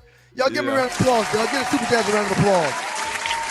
Without y'all's generosity, We're not quite sure how we would be able to pull it off. So thank y'all for being a blessing to the Thank show. y'all. All the Absolutely. regular chatters had Absolutely. several hundred messages today. Give them a Yeah. round of applause, Doug. Y'all get Thank an y'all. A+ too. Appreciate it. And Ollie, listen, no cap, Ollie. Your reading of the super chat and the regular chat today was the best we've had in almost 2 years. You get an A+ for your contribution. Thank you, Ollie. Well, We need to consider you doing it every day, Ollie, whenever we do no, this. no, we don't. That's a great idea, Ollie. Just run through them, and people can pause their phone if they're watching their phone and read the messages. Doug, shouts out to Earl McDowell, who's a contributor to this show as well. Thank you, brother Earl. We appreciate Thank you, brother McDowell. He wants us to be shout out to you for the super chat we got. Hold All right, on, we we'll got find two that. more. Great show, Stews. Keep raising the bar. Thank Yeah. you, the real Bill. Yeah. Thank you, Real Bill. We appreciate Younger you. brother. I co-sign Arlen saying the top 5 voting has a glitch. Yep, younger brother. That's right. No question. No Yeah, question. only 100 plus other people figured out how to vote. Well, I'm There you go, right there. That's my man, Melvin Echols. Thank you so much, Melvin Echols. Thank you, Melvin. Great show, guys. I can't believe the year is almost over. Melvin, Guys, you grab dinner on me. Thank you, Melvin. Thank you, Wow. Melvin. What We song appreciate you? you. Ask him what song you want, Melvin. This is Melvin's song right here. Shouts No, out it's to Bear not. 11 No, it's Towing. not. It's a brother Oh, man. it's Brother Man's song. Oh, I'm Yeah. sorry. We gotta get your song, Melvin. Hey, bro, listen. Melvin, shoot me a text and tell me what theme song you want, bro. 404-770-6949 is the number to call if you need your car towed, moved, or whatever. Melvin promises 2 things. A, to be there in a timely manner, and B, to have competitive pricing to make sure that your car gets moved at a reasonable price. Thank you, Melvin Echols. 404-770-6949. Hey, thank you, Arlie. Have a great weekend. See y'all. Outstanding job, Ollie. She did those messages like none other before. That was really good. That was really good. Let's go, man. I gotta go. So all the dogs and poodles that call the show and pass the word, we appreciate y'all. A+ to you. Yep. Y'all remember this, man. God is good all the time, and all the time God is good. If you don't know him, you need to find him and show him love. That's all he's showing you. Nothing but love. Y'all be careful in those streets. Enjoy the games this weekend. No drinking and driving. Y'all take your time and make sure you come back. Like, subscribe, and pass the word about the 2 Live Stews and the 2 Live Stews experience. See y'all Monday Peace. morning. Peace.